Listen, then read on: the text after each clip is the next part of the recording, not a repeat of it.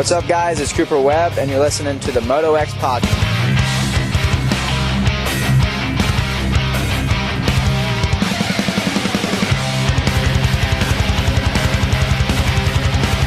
Hey guys, what's up? This is Aaron Plessinger, and you guys are listening to the MotoXpod. Save me from myself. My arms and legs are bound like an aging corpse from another world. I'll scream the truth 6 feet underground. Feel alive inside yourself. Watch your enemies dispel. If I can find a way to avoid this fate, could be a story. All right, we're back. The MotoXpod show is back. We're live tonight. No off weeks for us. Thanks to Yamaha Motor USA and Race Tech for presenting the Vital MX MotoXpod show to you guys. Everybody on YouTube watching live, thanks for being here. Like and subscribe. But yeah, we are just a few days away from the opening round of the 2025 AMA Pro Motocross Championship at Fox Raceway. So plenty to talk about. Tonight, our guest lineup includes WLNT, Walton Kawasaki, Phil Nicoletti, and the Rockstar Energy Gas Factory Racing Ryder DiFranceso.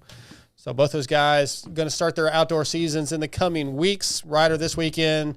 Phil, I believe, is June 20th for the opening round of the Canadian Series. So we're going to have some fun with him. With Phil being on the Pulp MX show every single week, we're going to do something a little different tonight. We have a ton of forum questions that we're going to ask him, and I think that should be fun. We'll get some fun answers. We'll talk a little bit about Canadian racing, but not a lot. We're just going to do pretty much forum questions. But anyway, we're going to get into the show pretty quickly. So right off the bat, in studio, as always, Scotty Thompson. What's up, man? As always, but still you don't ever know if I'm coming or not. Well hang on. Also in studio, sometimes he's here, sometimes he's not. Can't really rely on him. Not going to be here next week, apparently. TJ Smith. Yeah, I mean, I'm busy. Traveling the world. Sorry for our listeners and our viewers. TJ just basically said F the show. I mean, I thought we were going to just talk about that before the show, but yeah, this is my last year. I'm retiring, right? Yeah, nobody cares. Oh, okay. You're going to be like Chiz, like Phil, where you retire and then just keep coming. Just keep racing, yeah, for sure. So, Scotty, yes, I say I don't ever know for sure if you're going to be here because we have a group text for the show. Mm-hmm. I throw in, hey, this is the top 5 this week. Yep. Hey, can you guys give me some suggestions for a top 5 this week? And who's the one person that never responds to anything, TJ? Chase. I give suggestions sometimes. Chase. Oh, yeah, you're right. Okay. No, it's Chase Scotty. Scotty doesn't answer text. So, if it's really I'm just like, important, maybe he'll show up. Maybe he won't. We don't really know. Yeah, here I am, as always. I think the problem is his phone probably doesn't get most of the text because no, they do. I green just ignore bubbles. you guys. So. Yeah, green bubbles. Should be a trap phone. Trap phone. Okay, Yamaha Motor USA, a reputation for dominance. It doesn't happen overnight. It's built over decades. The YZ story is over 50 years of iconic machines and groundbreaking innovations. Yamaha took the championship-winning bikes and made them even better because we know the best don't rest. Check them out, YamahaMotorsports.com. Go to your local dealership, and you too can ride the same bike as the 450 Supercross champion Cooper Webb, 250 West champion Hayden Deegan, or guys like Chad Reed, who's back with Yamaha, Ryan Villapoto, Damon Bradshaw, all choose Blue Crew. So, what do you guys want to talk about tonight? Pizza? First off, I'd like to give a shout out to my outdoors. boy Don Cox, who is spending the week in California to go out there and watch the first round of the outdoors. Okay. And that is dedication. He's going out there. I guess there's like a ride before. He's like I said, spend the whole week there in Southern California just to get ready for the outdoors. So people are amped about it. Yeah, I'm ready. I'm excited about this season. Lots to get into. Let's start with 450s. Right off the top of your head, let's do this first. Let's start with our 450 preseason championship picks. Let's just go all in, right? Obviously, we don't know shit. Who knows what's going to happen? But let's just have some fun with it. Prado. Okay, so Prado's your 450 champion. I for some reason, I know it's just his consistency, and no one else has shown the championship consistency and be healthy coming in. Like, we have guys who've done that, but Tomac's like not feeling the best. Jet, you said earlier, is not happy with the bike. Well, I don't know how comfortable he is with the bike yet. Yeah, Chase is gonna tuck the front end when he at some point in time. I'm just saying, Chase is our defending champion. Mm-hmm. I think he won, I have it right here, 10 podiums last year, 7 wins. Worst finish was a 5th, but you're saying not consistent. I'm just saying, like, I know I'm saying that Prado's more consistent. Okay. All right. So Prado's your champion. And he's not coming off of a very, very tough for him Supercross season.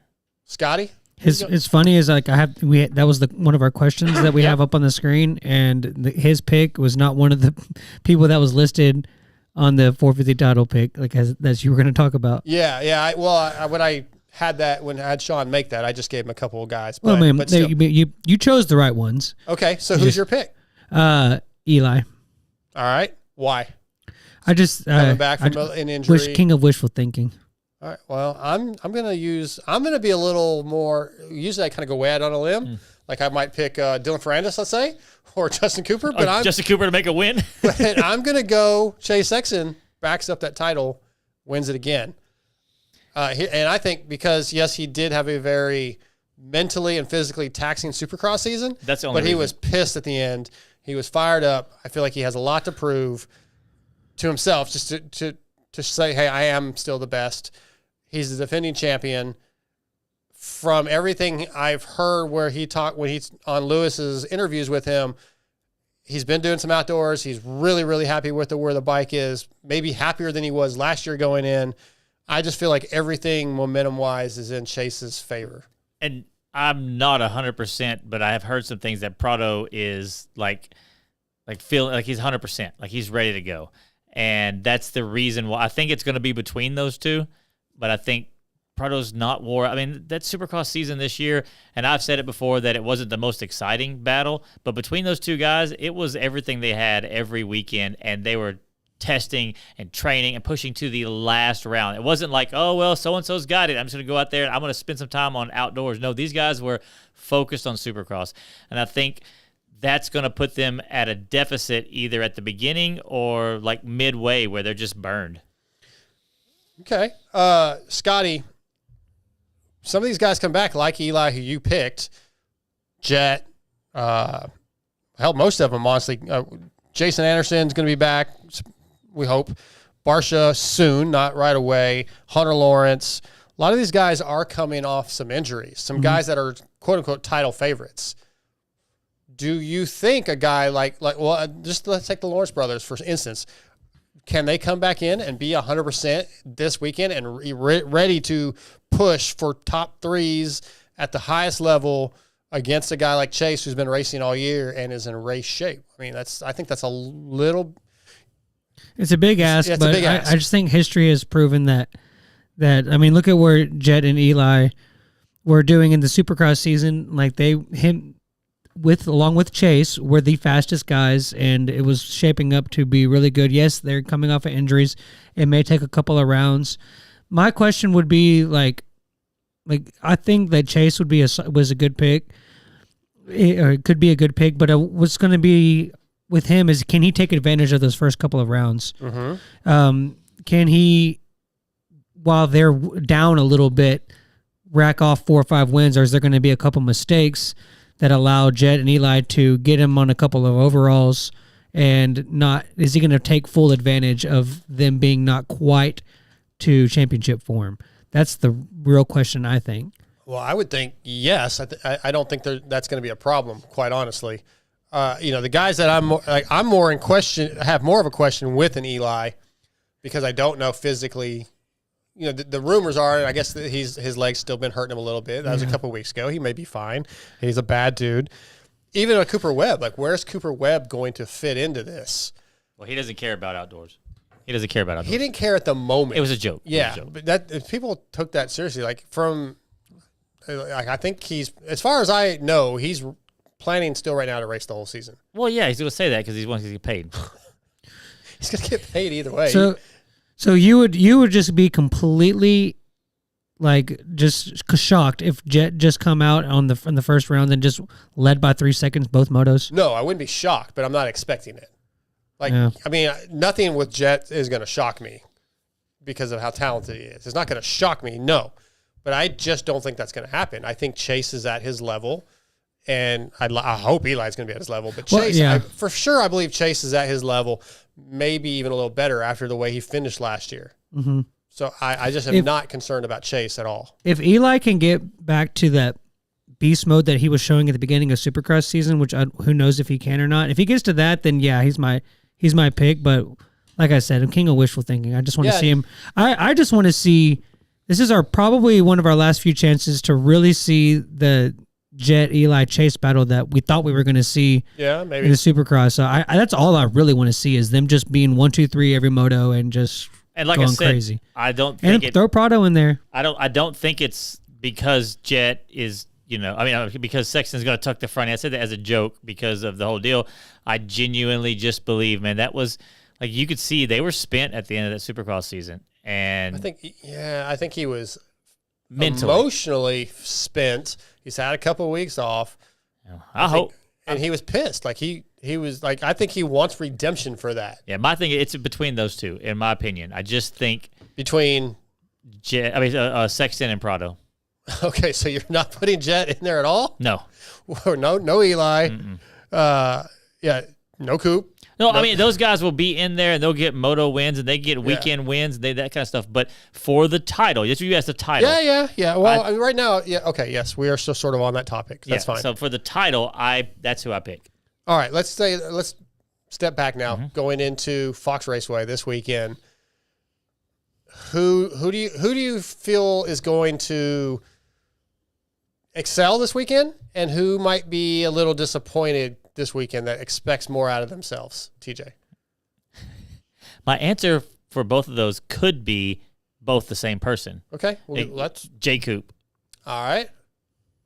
You know what I mean? Give me a reason. Just because he could come out there and just win. You know what I'm talking about? And he could. I think he has some speed. You know what I'm talking about? He was showing so much. It wasn't just because but his corner speed was so high. He was able to get through rutted tracks really well, and or he could wind up with a 7th. Okay, so Justin Cooper, second year, full-time 450, 4th overall last year in outdoors, 8 top 5s, 2 podiums. His best finish was a 3rd. Of course, there was guys out when that happened. I see him more of a top 5 to 7 most of the time. Yes, but I think if he came out and got a moto win, I don't think I would be like, I can't believe it. You know what I mean? It would just be like, I could see him doing that. All right, so that's your guy that could excel, or so it's one guy. Do you have a couple riders, Scotty? That I think Jet's gonna excel. Okay, I really think I'm almost gonna say that I would be very surprised if he didn't at least win a moto. So you don't feel like there's gonna be any got to get back into race shape? Oh no, there will be, but it still doesn't matter. Okay. I think he'll still I don't when is he ever not? Yeah. I mean, he just always has. Even if he's not great, he's still going to be really good. And then as far as leaves disappointed, unfortunately, because he's my favorite AP. Yeah, I think AP is going to come in expecting to probably be 2nd or 3rd, and I think he's going to be 5th or 6th. I love AP, right? I feel like I have a pretty good he's good outdoors. But if AP thinks he's going to come in and get 2nd and 3rd in this field, based off of everything that's being said, as Eli's legs hurting, Jet doesn't like the bike. These things that you're Jet saying doesn't like the bike. I just don't know that they have it where they want it yet. Okay, well, they don't have the bike where they want it yet. Eli's still struggling a little bit. Coop's coming off his big win. I don't think AP thinks he's going to beat Sexton, but I think he thinks he can beat Jay Coop outdoors. I think he thinks he can beat Hunter Lawrence outdoors. I mean, he's done it. He's done it some, yeah. If he's not coming out there thinking that he can he was 3rd last year, 8 top 5s, 6 podiums. I'm talking about for this round specifically. Sure. Yeah. Okay. So for me, man, that's tough. I hadn't thought about this yet. Now I'm looking at. Okay, I think Hunter Lawrence is going to be disappointed. I'd say Hunter Lawrence is. You think he comes in thinking he's going to be podium? Podium, and it is 5th or 6th. Gotcha. Yeah, 5th or 6th. So I think Hunter's going to be a little disappointed in the opening rounds, and he will build into a podium threat. No wins on the season for Hunter. No wins last year, no wins this year. It's a guy that's going to be excel. I think that people maybe aren't really ready for. Prado would be one, but that might be too easy. So I'll go Jacob's going to excel for the season, not so much this weekend, which is what I asked. So excel, you mean like he would do better than he did before? Because he was 4th last year. Yeah, I think Jacob at least gets like a moto win or two. But I mean, like, what I'm saying is do you think it's overall is going to be better? If everybody's healthy to the end, do you think he winds up 4th? No, I don't think so. So then that's not an excel. Yeah. This is hard. Yeah, I wrote this topic down, and I didn't really think about it very much. A couple of our chat. Yeah, MotoXpod@gmail.com, by the way. Go ahead. A couple in the chat have some opinions. Okay. Yeah, let's hear them. Michael McGinnis said that Eli said he has never felt better going to an outdoor season on swap. I don't know if I believe that. I believe he said it. I don't know if I believe it. Someone said, yeah, not a Jet fan, but he's undefeated at Paula. So that kind of goes to what my point was. Okay. And then that they think Jet's rushing his ACL. Yeah, I'm not sure about that. I think Eli. I said Chase is the champion. I think you think Eli would just make that up? That he's feeling better than yeah. ever. I mean, clearly he said that. If he's if his leg's been hurting, he's been feeling pain. How do you feel the best you've ever felt? That's what I'm just going off of what they said. I'm going to assume that they heard him correctly on the show. I'm not saying he didn't say that on the show, but I think that we've been hearing that he's been having some leg pain.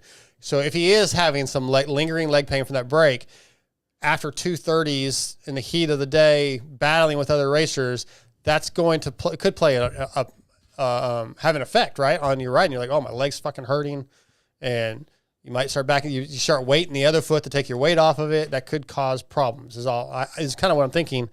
By the end, I think Eli's still in a title threat, though. By the end of the season, Kind of a little bit of a change, but 745 Moto fan brought up RJ being on the 450. Yeah, he's just not on my list right now. Not at all. Well, not in a guy to really be talked about. Like, he's going to be back there with the Jason Andersons, the Barsha when Barsha comes back, Malcolm Stewart. Wow. I think he's going to be in that battling with those guys. Is JA back? Supposed to be. He's been riding. Yes, he's supposed to be racing. Did we ever find out what was No, family related? All I hear is I think there's just some family. I hope everything's okay. Yeah. That wasn't me trying to be pride. Just didn't know if we knew what it was. Yeah, you're trying to be TMZ.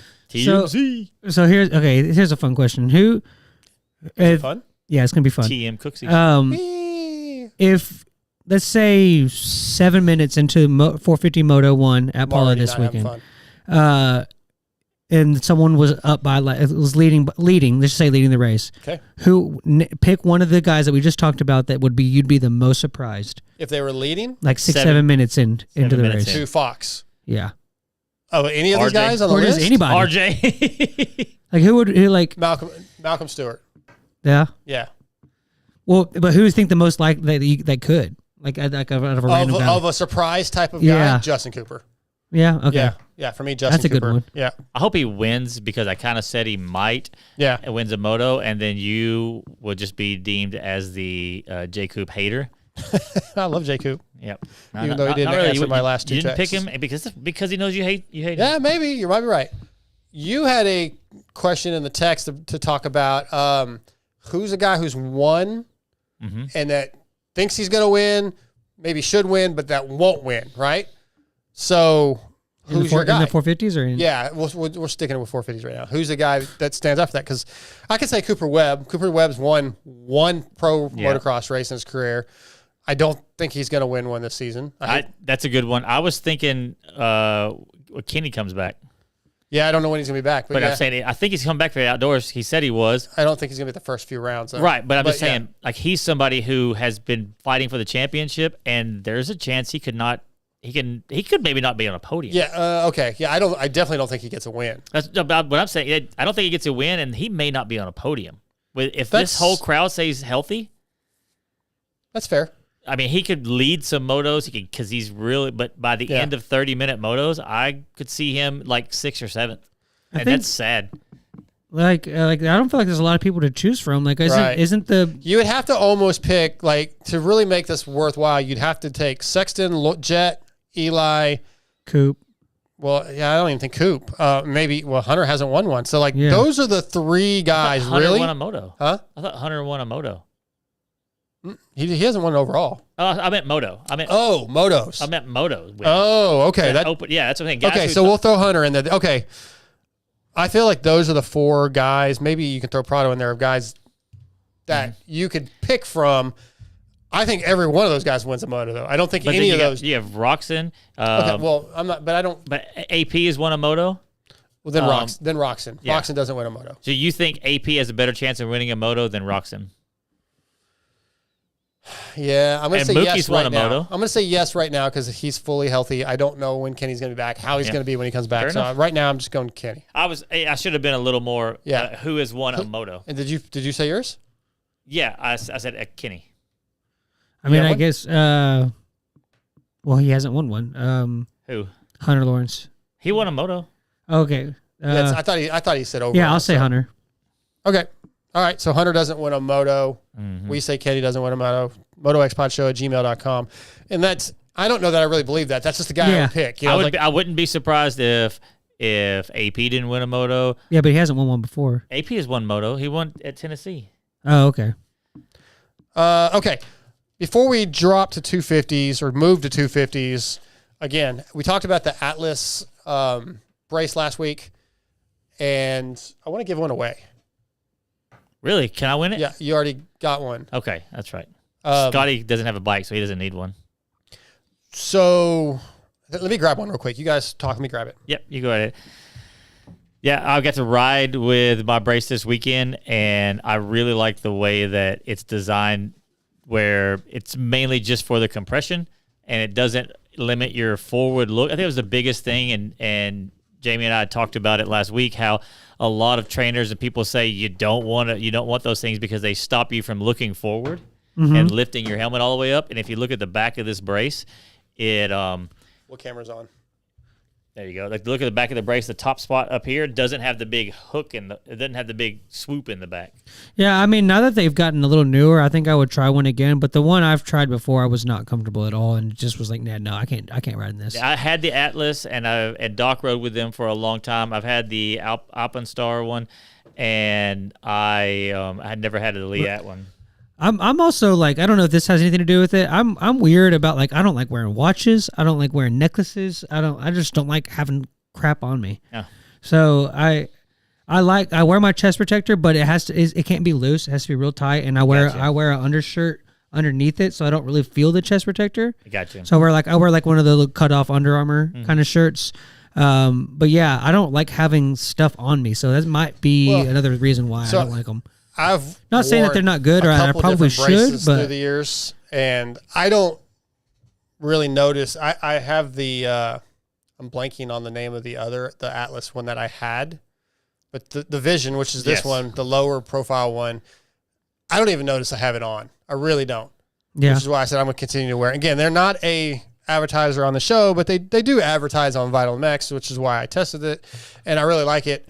And they were nice enough to send us some to give away. So I want to give one of these away to one of our listeners over the next week or so. We'll take just email us, motoxpodshow@gmail.com, and let us know that you're interested in trying one of the braces. You can tell us why you want to try one, if you've had issues or whatever. But yeah, we'll just pick a winner in the next week or so. I'd say let's do 2 weeks. The Atlas Air is the other one. Yeah. Maybe that just, I feel like it's the Atlas Air. Okay. It has the more where it catches you and all that kind of stuff. Yep, that's it. So, yeah, just email us, motoxpodshow@gmail.com. I have a couple different sizes, and we have 2 separate different colors. We have black and white, and we have orange and black. So we'll give one of these away. I want to thank those guys at Atlas for letting us do that. It's very nice of them. We've got about 5 minutes to jump in the 250s, and then we will get Filthy Phil Nicoletti on. All right, is everybody in agreement that Hayden is the favorite for 250s? Yes. Oh yeah.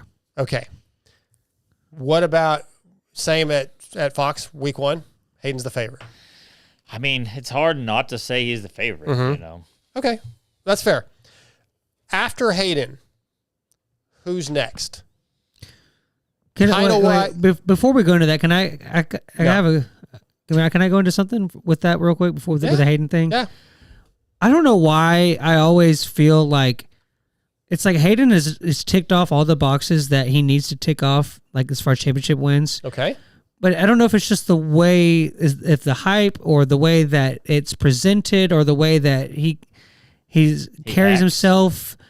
It's like, I feel like he still hasn't, even though he has, doesn't like dominate as much as like he should sometimes. You think Like you think he should be more dominant than what he is? Yeah. Well, he hasn't proven to be But more dominant. But in he Supercross. is though. But he kind of Not at the in end of the Supercross, he's not. But at the end of the day, he won the championship. Well, so did Tom Vial, and he didn't dominate anybody. Yeah, but Hayden won that race by like 5-10. Like I don't know. Like outdoors, he's pretty damn dominant. so. I don't remember. What? Okay, we're saying that he's the favorite.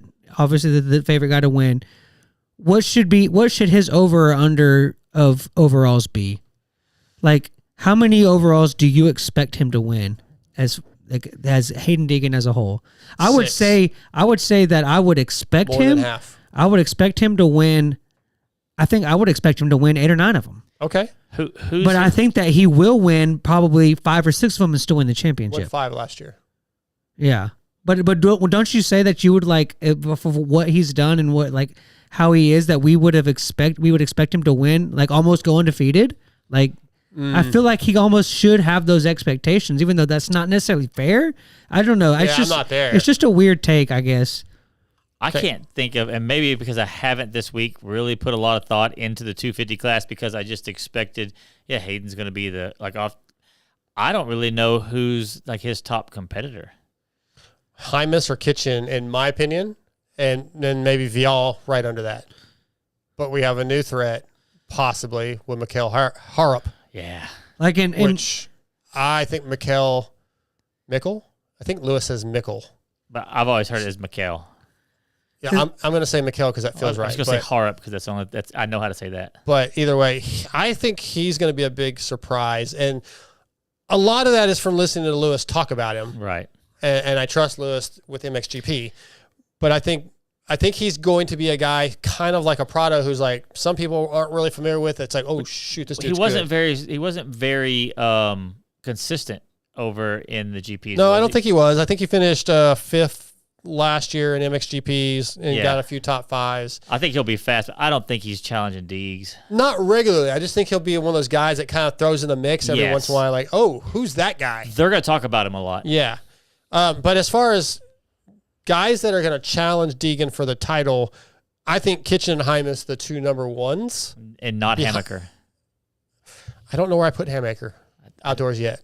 I mean, he doesn't have enough outdoors, really. Is I'm that not. Why?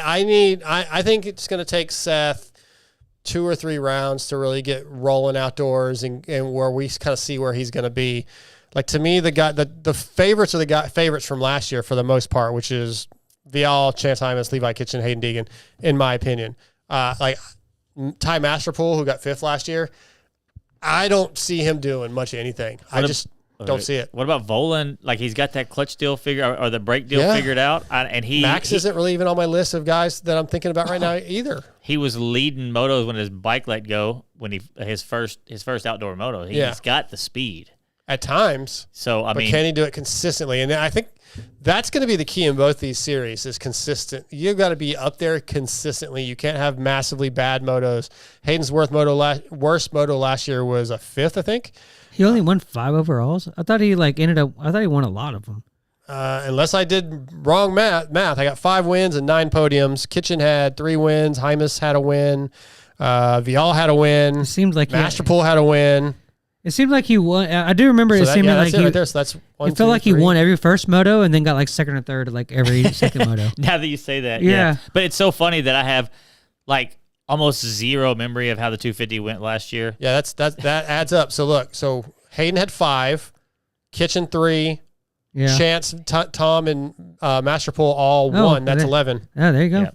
So but then like a Pierce Brown, I'm again.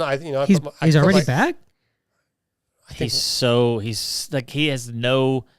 Like there's nothing like kind of like he's going to be at Polo. No, I'm saying when he comes back, I think he's a guy that I'm looking. But what I'm saying is he's like Seth, where it's like there's not enough history to really know.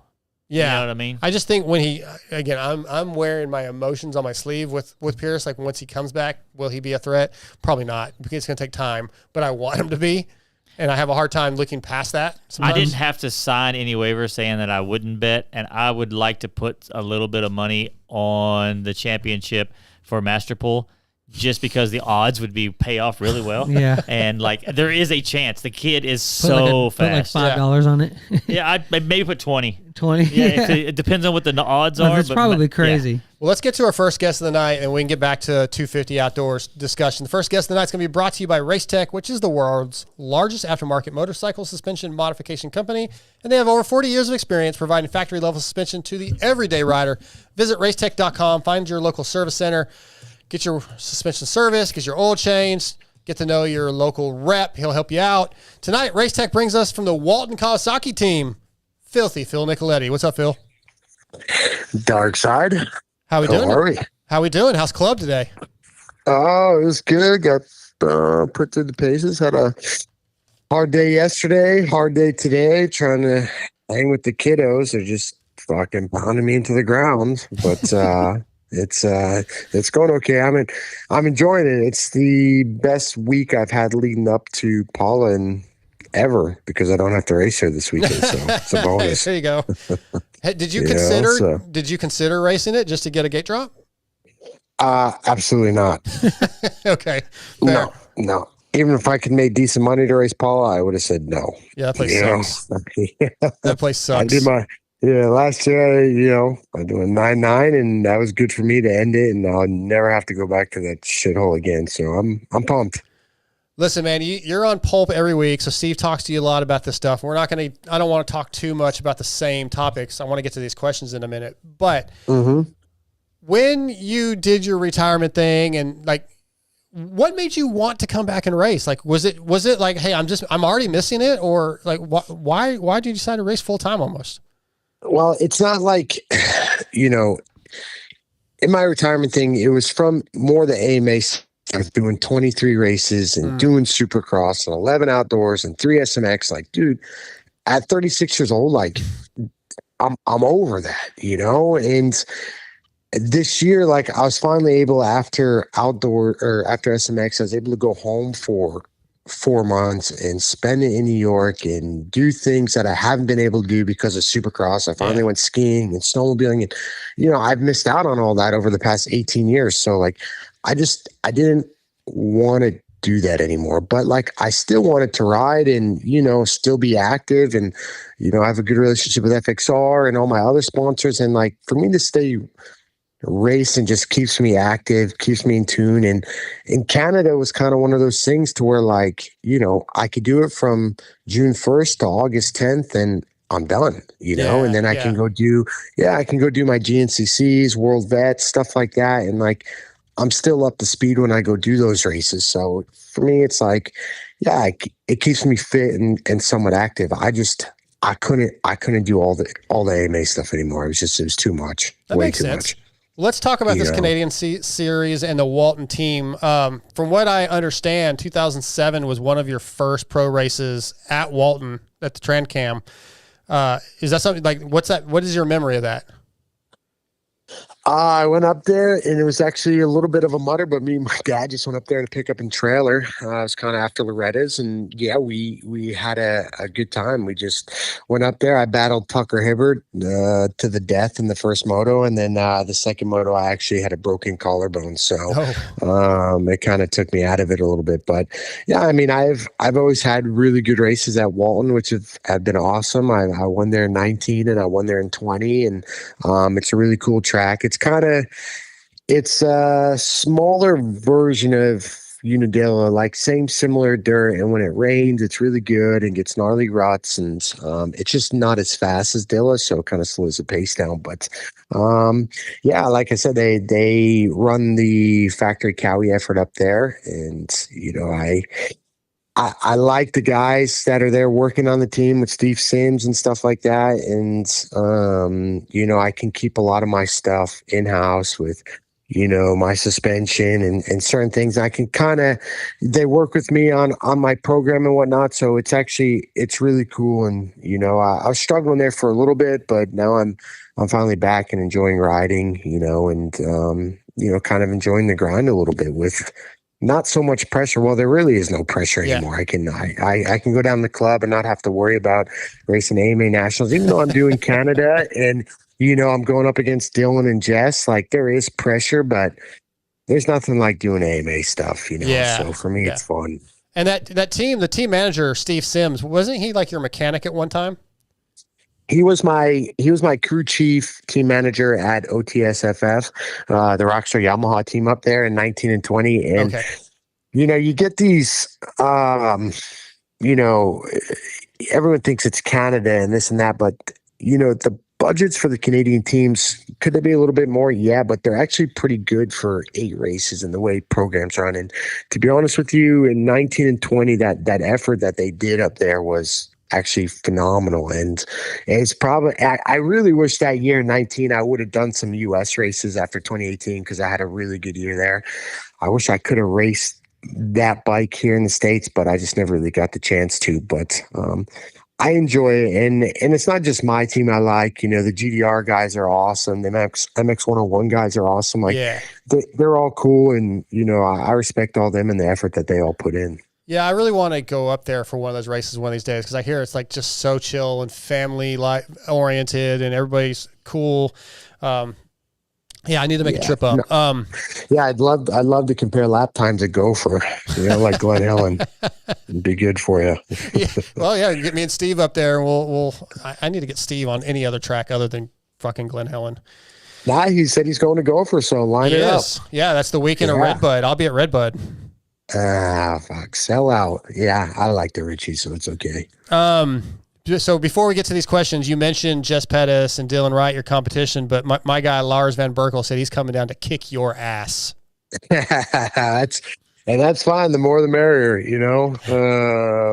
I don't know him very well. I just know he did Gopher and Southwick, both races on the same weekend. But yeah, I mean, there's a few guys up there that ride, but I feel like the level where I was at last year and the current level that I feel like I'm still riding now, I feel like I'll still be competitive and be able to go up against Jess and Dylan. Do I maybe have the full top end raw speed? No, but I think over a series and 30 plus twos, I think I'll be okay. Yeah, and by the way, Lars did not actually say that. I'm just stirring the pot. No, Lars is a good dude. If he did, I hope so. You'll like him. He's a really good dude.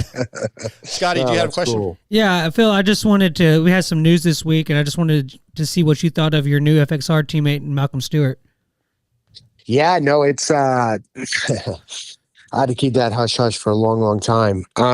It's awesome. It's very cool for the brand. And from the moto side, yes, and also from the fish side, they were able to collab the two worlds and combine them. So it was supposed to kind of happen at Salt Lake City, but things kind of got put on pause a little bit, which is fine. It would have been cool because Mook podiumed at Salt Lake, so it would have been FXR Podium. I don't know how happy Andy would have been to pay that bonus, but I think he would have paid it. Yeah, I think he would have paid that willingly. But no, it's good. It's awesome for the brand. They've needed that high end 450 guy for a long time. I'd like to say I was high end, but Mook takes the cake a little bit on that.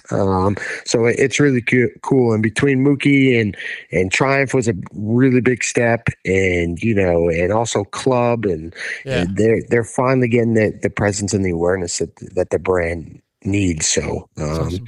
I think it's a really cool fit. And I like Mookie as a person. He's a really good dude, and I like his personality. So it's awesome fit.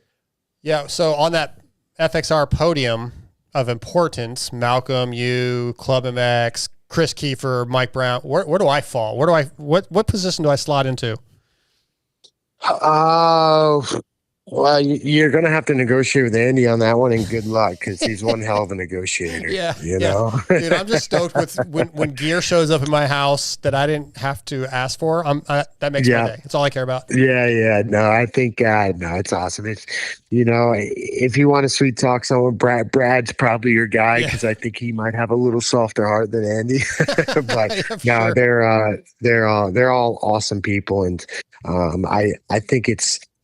The brand is really growing, and even with the kind of economic state and stuff, I mean, everything seems to be doing really good, and they got really good people put in the right places. So it's a family atmosphere, and for Milt, for him to still be so into it and into moto, and it's kind of crazy to even think he owns a whole company. He's kind of like Gabrielle from Alpine Stars, where like.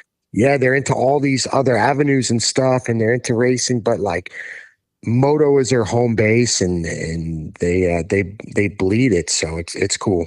Absolutely. All right, let's do some Vital MX forum questions. First one from Defeatus 45. Would you ever tell an audience to suck it?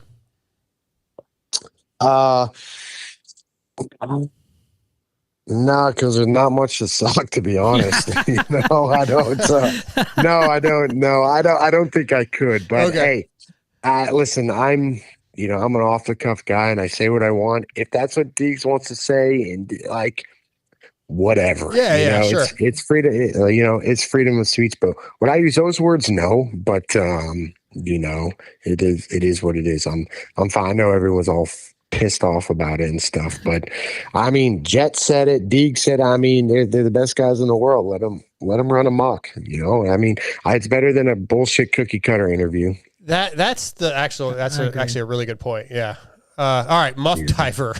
What's his best Mike Picone story? Picone, is that right? Do you know Mike Picone?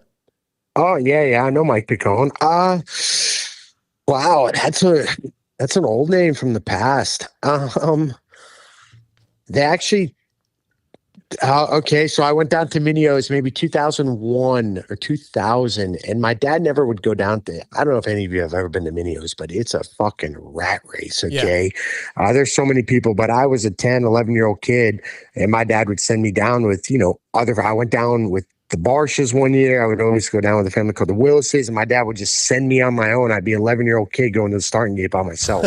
I had no idea what the fuck was going on. Yeah. But I ended up going down with a family called the Clausens, and when I went down there, the kid that I went with broke both his wrists, so they ended up leaving, and Mike Picone and his stepfather Joe and his mom Steph, they took me in for the rest of the week, and they didn't have to, Now, like I said, I was a 10-year-old kid, and to babysit two 10-year-olds that are racing the same class, and there's 4 races in Supercross, 4 races in outdoors. So it's really cool. But I raced my whole amateur career. He was a really, really good rider. All right, so from Muff Diver, if you got Coop's championship bonus, what cool shit would you do with the money? You can't invest it.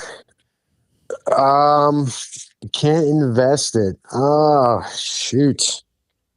I don't know. I'd probably buy my pops' sick Ducati that he wanted.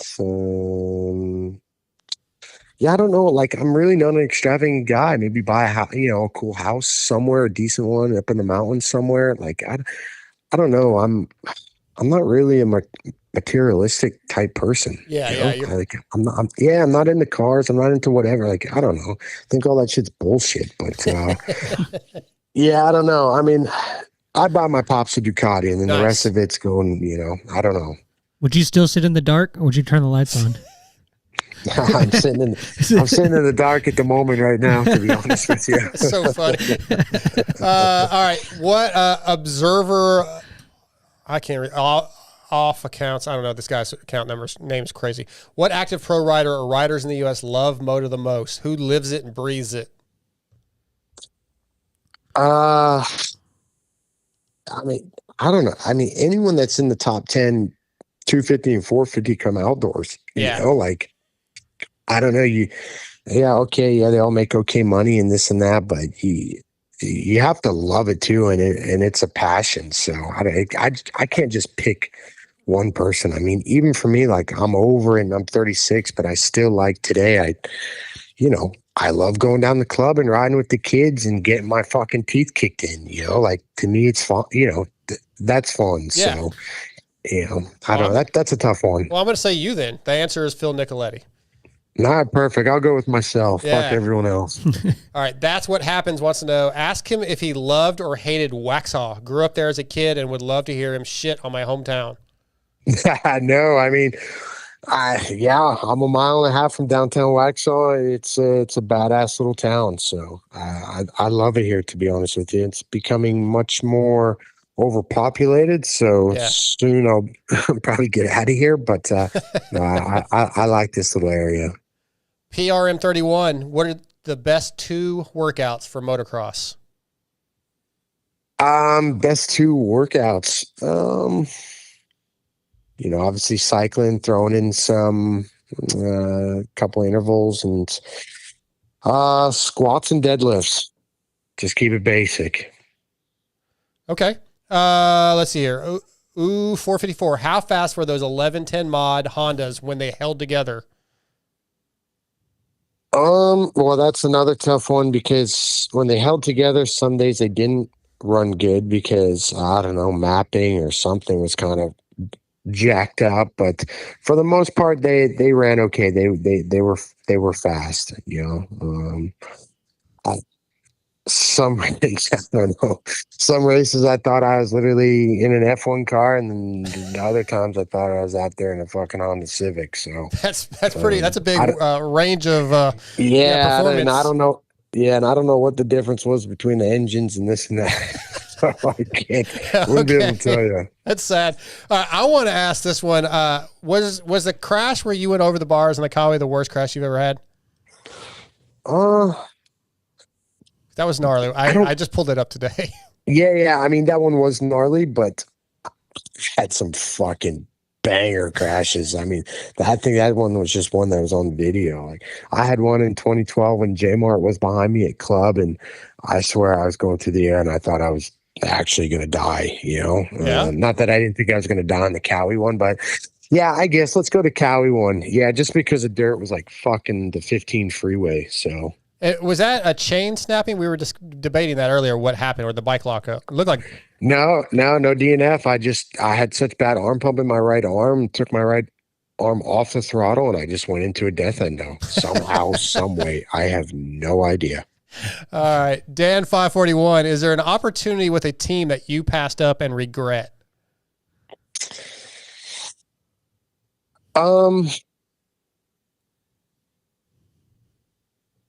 No. I did have a few talks, Supercross stuff this year with a bunch of injuries and stuff, but I wasn't going to ever go back to Supercross. So no, any team that I rode for was kind of my choice and in the route that I wanted to go. Okay. Goonie MFer Life, who was the fastest rider out of this group of competitors when you raced local in the Northeast? Sonny Drake, Mitch Dougherty, Paul Carpenter, Bobby Canary.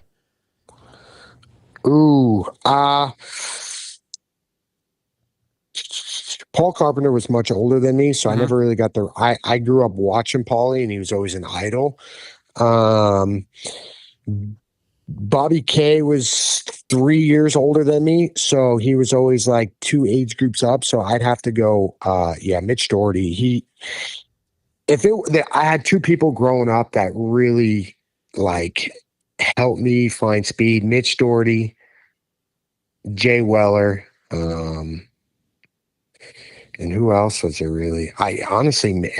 Mitch and Jay Weller, like they really made me, into and Jason Lawrence. I can't believe I'm forgetting Jason. So those 3 dudes, like, and also, Nick Avenue. So I had 4 guys and they were 2 years older than me. So I would always race them in super mini, or back then the age groups were so big, 7, 11, 12 to 13, 12, 15. So, I was always trying to keep up with those 4. It was always hard. And when I finally got the chance to catch speed with them and finally beat them, I felt like I was finally doing something. So I'll go Mitch Dougherty on that one. All right. Just a few more of these questions.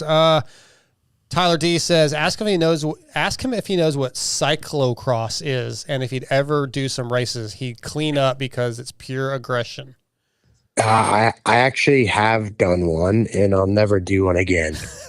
Okay. What is that? Fucking. Well, it's like where you kind of ride like a cross. You know, I don't know if he's saying like, you know, cyclocross. I'm almost thinking that's what he's thinking. Like, you know, they add like sand and you have to pick up and run with your bike, and you go up these stairs and they put these fucking boards across, and it was the most miserable thing I've ever done. It's like a bicycle event, Scotty. Oh, okay. It's like a mountain bike road riding. I think a little bit. Gotcha. I literally actually screenshot the definition of it, but he described it pretty good. Yeah, like you can pull up like what they do, you know, over in Europe, like in Belgium and stuff like that. It is. I mean, those guys are sick. They're actually sick in the head. Yeah, that's gnarly. I'm out. I didn't look fun at all. All right, Cruel 11. One thing you would have done differently if given the chance as an amateur and as a pro. Fuck! I got a whole list of mistakes. I don't even know where I would have started. My first 3 year, my first rookie year, I wouldn't have signed with the team that I did. You know, I was just kind of in a pinch. I had turned down in 2006 a Motor World deal that actually Sean Hackley ended up taking. Oh yeah. Actually, Brock Tickle turned it down. Then I turned it down, and then Sean Hackley ended up taking it. And hindsight's 2020. I'm glad because I had a meeting, you know, with those people that were putting it on. I was with my dad and stuff like that. And my dad actually got up and left the table. And I'm glad he did. But at that point in time, when he was 16, I was bitter. I'm like, dude, what the fuck? I can make 40 grand right now in a pickup truck. Why are we leaving? But yeah, the team wasn't that great. And then the following year in 07, I got an opportunity from Bobby Hewitt to go races for his team. And I thought at the time Ed Torrance was going to be the team manager of the pro team. And I always looked at Ed as like a kind of like a father figure a little bit. And I think he would have looked after me a little bit more, but Bobby Hewitt ended up keeping him on the amateur side of things. And I turned pro, and I just kind of moved to California at 17, 18, and I was on my own. I had never been to California, and I wouldn't have done that. As much as I didn't want to, I would have stayed A another year and just went another 3 years in A and sorted it out, because the next 3 years of my pro career, I had to dig myself out of a fucking hole. And at this point in time, like, it doesn't matter if you turn pro at 17 or 21, just make sure you're ready and you have a good bike. Because if you don't have either of those, you are fucked. Yeah, it's so hard to know if they're ready, right? All these kids think they're ready, but like, how do you really know? I guess like the futures thing and the combines probably help a little bit, where they can kind of go out there and see how everything's done. But how do you really know? My first Supercross I had ever went to was my first Supercross in my entire career, Atlanta Supercross 2008. And I walked into the Georgia Dome, and I'm like, where am I right now? You know, like I just wasn't prepared for it. Now, like, these kids, like, they ride Supercross. I'm like, the first Supercross track I ever rode was the Cali Test Track. Like, now I'm out there with 65s on the club Supercross. Well, I'm not, you know, they ride at different times, but there's 65s out on the Supercross track, and the accessibility these kids have, like, they're so far ahead and so far advanced, where, you know, at 18, I was learning what a 9-year-old's learning. Yeah. You know, it's like, you know, obviously it's a little bit different, but you get the gist of it. So the accessibility, it makes it a lot easier. All right, let's do one more. We still have a ton, but I know we're getting on into some time here. Let's see. You're all right. Let's do this one. Spoon Guy sent me a whole bunch, but let's do three. Let's do one thing Feld or MX Sports can do better to help the riders. I feel like MX Sports, it's more money. I mean, outdoors should pay more money, period. I'm going to go a different route. Okay. And I don't know, maybe I'll get in, I don't know. It always gets touchy when these subjects get brought up. Right. But Feld and MX Sports, they do good things. I'm going to talk about insurance. I think riders, if you ever credential, you should have insurance through the organization. That's how I think. I know we're private contractors, and they'll say, oh, we should get it through the teams because we're not contracted by Felder MX Sports, but we are racing on those things. So insurance would be a huge thing. But to back them up, which I've used it multiple times, if you go out through an ambulance through Feld or MX Sports, for a national, you go out through an ambulance, they have insurance that covers you up to $50,000 that, you can use, which helps a shit ton if you have knee surgery, blow a femur out, whatever. But at the end of the day, 50 grand still doesn't cover it all, and you have to pay out of pocket for your own insurance. Now that I'm older, yes, we can all say we want more money. That's fine. But instead of me spending $600 a month on insurance, it'd be great if it came from somewhere else. Through an organization, I'm gonna go a different route other than just saying, yeah, we need more money. So, okay. What did you have a question, TJ? Well, I was just going to have you ask it. Oh, well, go ahead. No, I was just going to ask, in the long run, did the 1110s mod turn out to be a net positive because of all the publicity and stuff you got from it and the articles and all that stuff? Yeah. No, it makes for a really good story. And, and I hate to bring it up because it's not his show, but Mathis was a big advocator and he did a big story on it. And, a lot of the guys that were on those teams throughout the years went on to be really successful in their own right, either mechanics or other engine guys or other riders as well, between Durham, Alex, and myself. So that sort of thing is actually, so it was a net positive for sure. At that time, it was fucking hell. But now looking back, it's really cool. And I would have never really, to be honest, if it wasn't for that time, I would have never met Alex, who's now one of my best friends. So it all worked out in the end. It sucks, but it worked out. Awesome. Well, Phil, again, thank you for doing this. I know you don't love doing the podcast every single week. It's probably annoys the hell out of you. So thank you for doing this for me. Yeah, absolutely. I'm just surprised you had me on. I can't believe it. Oh, shut up, man. I literally told you the only reason I haven't is because you're on his show, Steve's show, every week. Right? And I know people love you, but we need to do something different. I feel like this was a little different.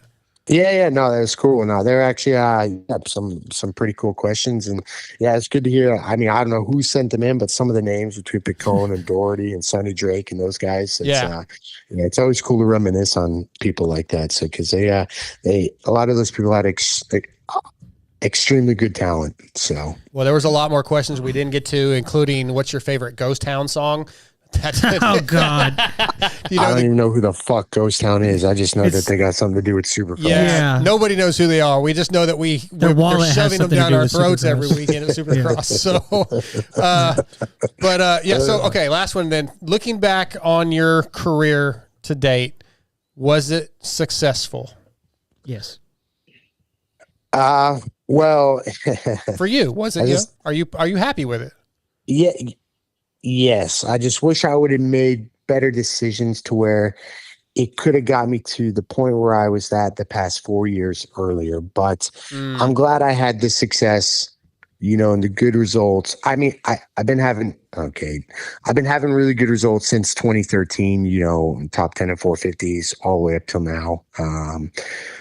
But I'm glad I got the results later in my career because I don't know if I would have appreciated them early in my career, and I was, between me and my dad, and I was a lot smarter with your money at getting at 25 and 26 rather than if I was getting at 18 and 19. So you appreciate it a little bit more. So, but it was a success. I'm glad I went for as long as I did, and I did as good as I did for as long as I did, and obviously. And made the Nicoletti name somewhat worthwhile, so it's, that's cool. That's all you want at the end of the day. Yeah. Right? People love you, man. I think it's been good. From my perspective, it's really, even though you didn't win a championship, a 450 championship or anything like that, you made a name for yourself. You made a living. You got to do what you love. You're still doing what you love, and people love you as a person. So that's awesome. But with all that said, it's hard to do that in not so much deal with the media and stuff or be a part of the media, but to be able to do that and still put in results. Like it's hard to do both because it's either you got one or the other. It's either you're really good at marketing and you're trying to sell something and you suck and you don't get any results, or you're a really good racer and you don't get much marketing other than when you get on the box. So I don't know, to be able to go 8-8 and stuff and, be a part of just say I'm an average Joe, like people behind the fence and stuff. It means a lot. For sure. Well, good luck this season. I think it starts, June 20th or something like that? No, June 1st, Hangtown weekend. Oh, it's the first. Okay, so it's basically a week away. Yeah, you better Ride TV app, dude. Tune in, spend that money. Well, good luck up there. I'll definitely be keeping track of it, and I guess I'm going to have to pay for the app and watch the racing. Have we done a wellness check on Steve after the Leafs lost? Is he okay? Have you talked to him? He's been in our group text and everything. He's not. I mean, he's used to it at this point. Yeah. Okay. What happened to him? His Leafs lost again in the playoffs. Fuck you! I could care less about Hockey. that. I didn't know if you cared. He was in a rough spot for a night or so, but I think he's fine. But anyway, thanks for doing this. I feel like I was going to ask you something else, but I don't know what it was. So once again, thanks, man, and good luck this next weekend. All right, thanks, fellas. Have a good night. All right, see you, Phil. Bye. See ya. That's Phil Nicoletti, brought to you tonight by Race Tech. Yeah, that was cool. Something different. Yeah. A lot of questions. We got a lot of forum questions we didn't even get to. So to those people, I apologize, but hell, there was only so much time. No, it was good. X-Brand forum check-in. Let's do it. X-Brand is your choice for clear vision and a leader in motocross and off-road goggles. X-Brand is used by many of the top GNCC riders, supercross, motocross, arena cross riders as well, including Kyle Chisholm, Freddie Norrin, Henry Miller, Michael Hicks, and many more. Visit EKSbrand.com or go to your local dealership and ask for X-Brand, distributed through WPS. All right, let's see. We have two that we could go to. Here's the two titles, all right? You guys give me which one do you want to do. When did you guys know you were done with riding? Which I don't feel like any of us are there, but that's one title. Or my first national. Well, maybe when we were done with, I kind of feel like I was done racing all the time, constantly doing nothing but chasing series and stuff like that. Okay. I feel like the title is not really what this question's about, so I don't care. Okay, let's do when did you guys know you were done with riding? Okay. And Carter C294 says, I know it sounds strange posting this on a moto forum, but here we are. I've been riding for most of my life and did some low-level racing here and there. Nothing too serious, but the last few years I've been wondering if I should be done riding. You guys about to make out? I did not move. The thought of injuries and all the money spent doesn't sit well with me anymore. I've switched over to a dual sport, but I rarely ride that. So the question is, when did you guys know you were done with riding?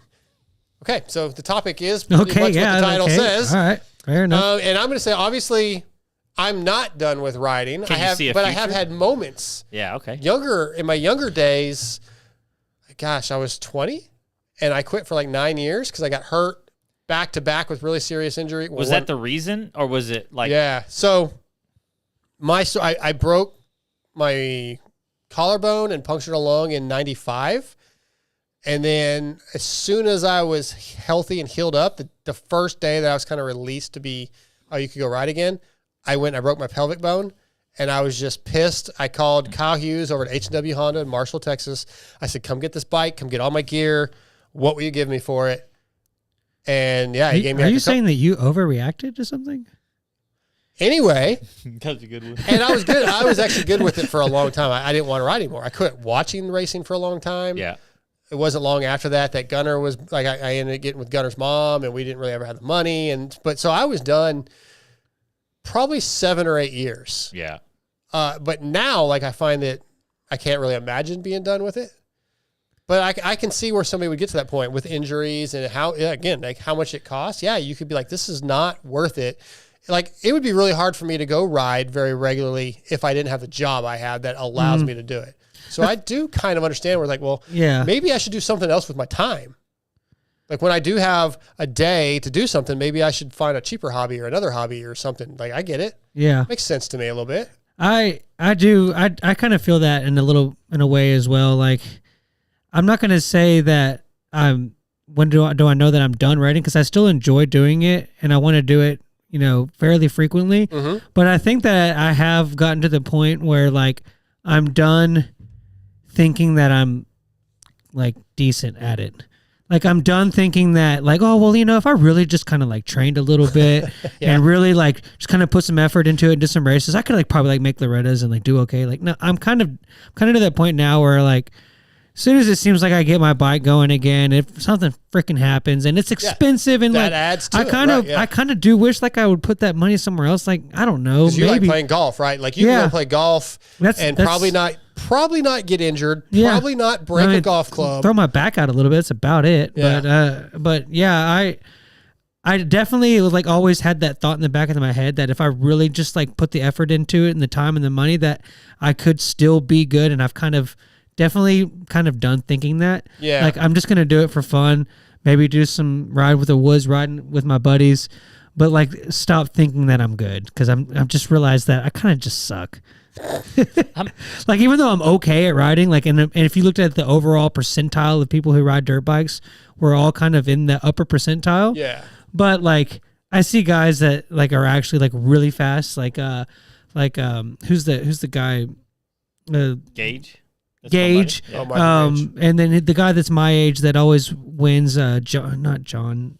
John, a complete blank. Well, anyways, go ahead. Doesn't really matter. He goes to Loretta's and stuff. Okay. He's from it doesn't matter. Yeah. John Moeller? Moeller, yeah. Like he makes it look so easy, and I just realized that like I can train my ass off, and I'm still not going to beat him. Right. And so like, yeah, I just kind of done thinking that I'm going to be good at it or have a chance to like go to Loretta's and stuff. TJ, you kind of I'm understand. 47 years old, and I've been constantly practicing on the freestyle ramps. Like, I don't ever see me stop riding. Now, as far as racing every weekend and trying to chase championships, but dude, well, this guy's talking about being done completely. That's what I'm Yeah, saying. no, Like, I'm not going to stop riding. I will be the old man who's like 70 years old going to the track where they line us up with like the 12-year-old girls, like we run about the same line. That's going to be me. Like, I'm still going to race. I still want to race. I haven't lately, just because I just haven't. Like, I've been trying to go to some races, but they would get rained out lately or whatever. But I still feel like that if I could buckle down and get back to working out, which I've lost some weight here recently. The opposite of how I feel. That I feel like I feel like I could easily probably make Loretta's. Even though I know my heart of hearts knows I probably can't, but my brain says, yeah, you can. Yeah. Okay, yeah. Well, as far as this guy's forum post, though, it's I can't. What's the word I'm looking for? I can't relate. I can't relate. Yeah, I mean, I'll I've been always there. ride. I've been there, and I can see a person that, again, I'm kind of repeating myself, but if you're a person that's sort of just getting by, you don't have a lot of expendable income, and then you get hurt and you're getting older, it's like, this is not maybe worth it. It's not worth it, but I can't stop. Yeah. A Sure. wheelchair is what's going to take to keep me from riding. And you also have to realize that, TJ just was finally true to himself and, came out of the closet and identifies as an e-biker, and he's got a new life that he just started. Come on, electric bike's so good.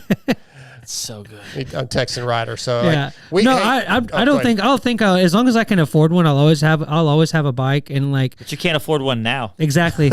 I mean, I still have a bike. I think I would like to like maybe take it a little more like with the fun side of things, kind of like how you done, Sure. like pit bikes and do stuff like that, and just always like maybe I have really enjoyed starting to do the trail riding. I kind of want to put more efforts into that. It's so but fun. like trying to like go to like a local race and spend all day waiting for 34 motos to go. I'm kind of over that. Regionals coming up in just a few weeks and what that costs, and like Where's your region? at Underground. If you want me to become a mechanic for you, I want you to come pay for it. I didn't ask that. You want me to Oh, come Be a for that? sugar daddy. Maybe, yeah. I think Gage is gonna, but yeah, sure. Maybe Yes. Gage is going to be racing it, right? Too. Yeah, all the same class. He's sort of iffy right now because of his knee issue. I thought he's not getting it worked out. He, Well, I mean, we can well, talk he about got it a later. second opinion, and anyway, Well, I think he's gonna try to race, but you saw I got he just shushed me away. no, You yeah, saw that. I just did, said did yeah. you see that? He shushed me away. Whatever. Just, I said yes. need your help. Evans coolant emails. Let's knock a couple of these out real quick, and then we'll get to Ryder DiFranceso. Okay. Evans waterless coolant protects your engine because it always stays what? TJ? It stays liquid. Cool. I got it. I got Steam it. inside the engine creates hot spot and detonation, but with Evans, the metal is always what? Cool. Liquid Cool. Liquid Cool. There you go. Used by HRC Honda, Factory Beta USA, Ampro, Factory Yamaha, and many other teams. Regardless of sponsorship, Evans is in the bikes on the podium because it keeps your bike cool when it's hot outside for these pro nationals that are about to kick off. Evans Coolant. Hey, so this is going to be those deals where you like have nightmares. You wake up sweating because you were like you're supposed to be reading something in front of class, and you like were standing in your underwear. That's gonna be me with the Evans. It was what? It was cool. You're gonna wake up at 3 a.m. and be like, liquid cool. Yeah. All right, let's see here. We got probably time to do a couple. Okay, Jeff wanted to know, what are you most annoyed by with people out in public? Just things that people do. I definitely have about 30,000 of these.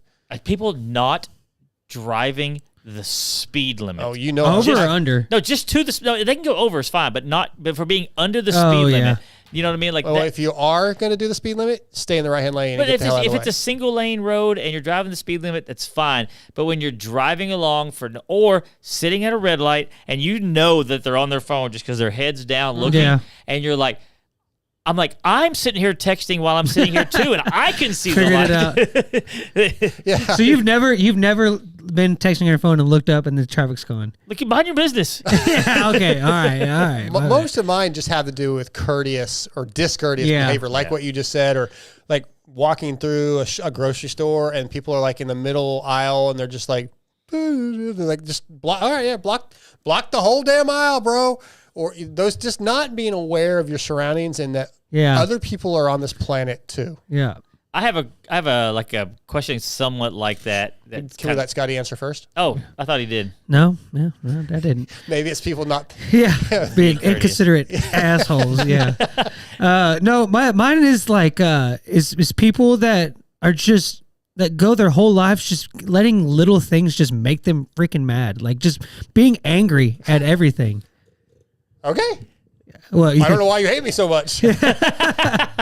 Yeah, I mean, I especially dealing with the industry that I'm in now, like people will let like no cheese being on their burger just completely ruin their freaking day. Like, I'll make it again, dude. Like, it'll be okay. I don't have time for that, Scotty. Make it right the first time. It's not that hard. Okay, he's the dude. Yeah, no, I know he is. He's the dude. Why is it taking so long? And it is like, I want a cheeseburger. Meat and cheese only. How hard is that? You see, he's the dude. You are that guy. Yes. It's You just not let, that just damn. why Hey, you be so Scotty, fucking angry? Scotty, I want a cheeseburger, no onions. Why the fuck are there onions on my hamburger? Is it that hard? It's because the burger comes with the 100 other burgers that we've made for normal people, all came with onions on it, and now you're the inconsiderate a-hole that wants to be picky, and so we're used to putting onions on the burger. Now we have to stop you to make what my we're burger doing it. the way I want it. Get it the way everybody else does. No, I'm not like everybody else. Yeah, you're picky. You're special. Hey, Brahms messed my order up, and You just ate it? No, they gave me 2 patties. Did you I let ordered it ruin your day? No, it was a burger. It was supposed to be 1 patty. Oh, but that's it was good. like double patty. Yeah, so I hell was yeah. like, so sometimes mess ups are good. Yeah. What was your other topic? So it's kind of like this. My mother and I were in line at Aldi's, like buying some stuff for doing the gardening for Amber my mom. loves Smaldies. Yeah. Yeah, I go shop there. And my mom and I were talking, people who don't know, but she's going through cancer right now, a cancer battle right now. And she's talking about some of and the lady behind us kind of chimed in and was like, because my mom said something about some medicine she's taking. And that lady was like, yeah, I know what you're going through. And the lady was real nice about it. When we left there, my mom was so mad about this lady jumping in. And I was going to ask y'all, if you're standing in line and somebody, and you know my voice is loud anyway, so if I'm talking, people hear it. Yeah. I mean, we have to turn my mic down because it overpowers everybody. So would it be rude to you if you're having an open conversation about something and somebody behind you kind of not really jumps in the whole conversation, but just kind of makes a comment about it? Is that rude? To me, it wasn't. That doesn't bother me. It's very. I would be the person that joined in sometimes. So, It's very situational though. Like I kind of. It depends on what mood I'm in and if I really have something important to say, or if I really think it's going to be received well. Like it's very, very situational. But why can't we just talk to we're all I'm humans. the same way. So my mom's in the wrong. I get to tell her. Yeah. Okay. I think that would fall into the category. Like, why would you let that get make you mad? Like, why There would you go. Why would you let that ruin your day? She was very sweet to the lady, and the lady had no clue. They talked a little bit, and then as we walked around, my mom was like, "Can you believe she just jumped in our conversation?" I'm like, Yeah. "Well, Mom, we were having a big open, yeah." That's funny. All right, our next guest of the night's on the line. He's going to be brought to you tonight by Guts Racing. Andy Gregg and the Guts Racing crew continue to provide the best seats and foam available. If you want the same seats used by Rockstar, Husqvarna, Hep Suzuki, and many more, then you need Guts Racing. They have numerous color possibilities, staple or Velcro installation options, wing seats, and the best foam in the business with the Phantom Ultralight seat foam. And don't forget, they have complete seats for the Talaria and Super 73 and covers for the Sur-Ron Segway. And they strive to ship orders within 36 business hours. So visit gutsracing.com. Use that promo code VitalMX to save. Tonight, Guts Racing brings us from the Rockstar Energy Gas Factory Racing team, Ryder DiFranceso. What's up, Ryder D? What's up, guys? How we doing, man? How we feeling? You glad to be back on a motorcycle? Yeah, it feels great. The last week has been like really good for me. I think I feel like I'm peaking at the right time. So Okay, good. It's going good. Yeah, for people that forget, he had a really big crash before A2, fractured radial head in his arm, broken ribs, and then tore his small intestine. Pretty severe injury. Dude, I want to know, because you were pretty quiet at that time, like, what was your headspace at that? Because you came into this season, into the 25 season, I think you kind of said, well, like, almost having no expectations to take the pressure off you, and then to have this injury, such a severe injury, man, it had to really just be kind of this heartbreaking. Yeah, it was tough. Like, I think coming off 2 good results and then kind of just stacking where I wanted to be, and yeah, it was a tough day for sure, and sitting in the hospital, and it didn't really hit me till I think I got out of the hospital, and the couple days of like, why me, of asking myself, like, but like, shit happens, and yeah, I've learned from it, and I think honestly it was good for me. Like, it sucks getting hurt, right? But at the same time, it was good for me to chill and like to grow my body. Like, I think filled out pretty well, and just to have a break. Like, we don't get much breaks, and I think the positive side of me getting hurt is I chilled out for a couple weeks, and I don't know, it made me a little more hungrier, and I don't know, just the want, I think, grew back. And like I said, the last week or so, I feel like I'm peaking at the right time, and honestly, like I said, it sucks getting hurt, but at the same time, like, I'm stoked that I got that want back in me. Okay. So I was sitting there thinking, like, the first time you were on this show, I think you were still on Super Minis. And why that popped up is because, like, now your voice sounds like a DJ voice. It gets to get deeper and deeper every time you come on. He's a man now. Yeah, he's got that. But I was questioning about that. Your whole life has been nothing but this. Whenever you have downtime like that, what do you do when there's not moto, being that that's been a major part of your life, your whole life? It's tough, like, because all you want to do is obviously, like, the only thing you know how to do is wake up in the morning and do your regular routine. But I took it just, yeah, I went to a couple places that I haven't been before. Me and my buddies went on a couple trips, and we had a good time. So it was a good reset. And I think the older I get, I just took it as there's a lot more out there in life to go discover when you have these downtimes. Yeah, I was going to ask you this because the injury seemed so severe anyway that I was wondering if there was a moment where you're like, man, maybe it's time, like, maybe I step away. Was there ever a thought of that at all? Yeah, no, there was for sure. A couple of nights in the hospital. So yeah, like, backtrack to like my injury, the whole night in the hospital. I thought I just had a broken arm. Yeah. So that's why I got sent to the hospital. And, but as the day went on, I think I got hurt like something 10 o'clock in the morning. But as the night came around, I'm like, hey, there's something wrong with my intestines or something down there. Let's take a look. So they ended up rushing me into surgery that night. And so the next 4 or 5 days were just completely focused on my small intestines. And I woke up one morning in the middle of the night, and I told my mom, I'm like, I would be okay if I never stepped foot back on a dirt bike again. Wow. Just because of the pain and what I was going through and how scary the crash was. I feel like I should be in a lot worse shape than what I am. So I was just grateful to be walking and obviously not as hurt as I should have been. And yeah, I told my mom, I'm like, I think I would be okay with it. But as I got home and started watching racing again, like, it all comes back. And Yeah. I'm cool. That's what I was going to ask. Did you watch racing during that time? Were you like a fan and you were rooting for riders and all that kind of stuff?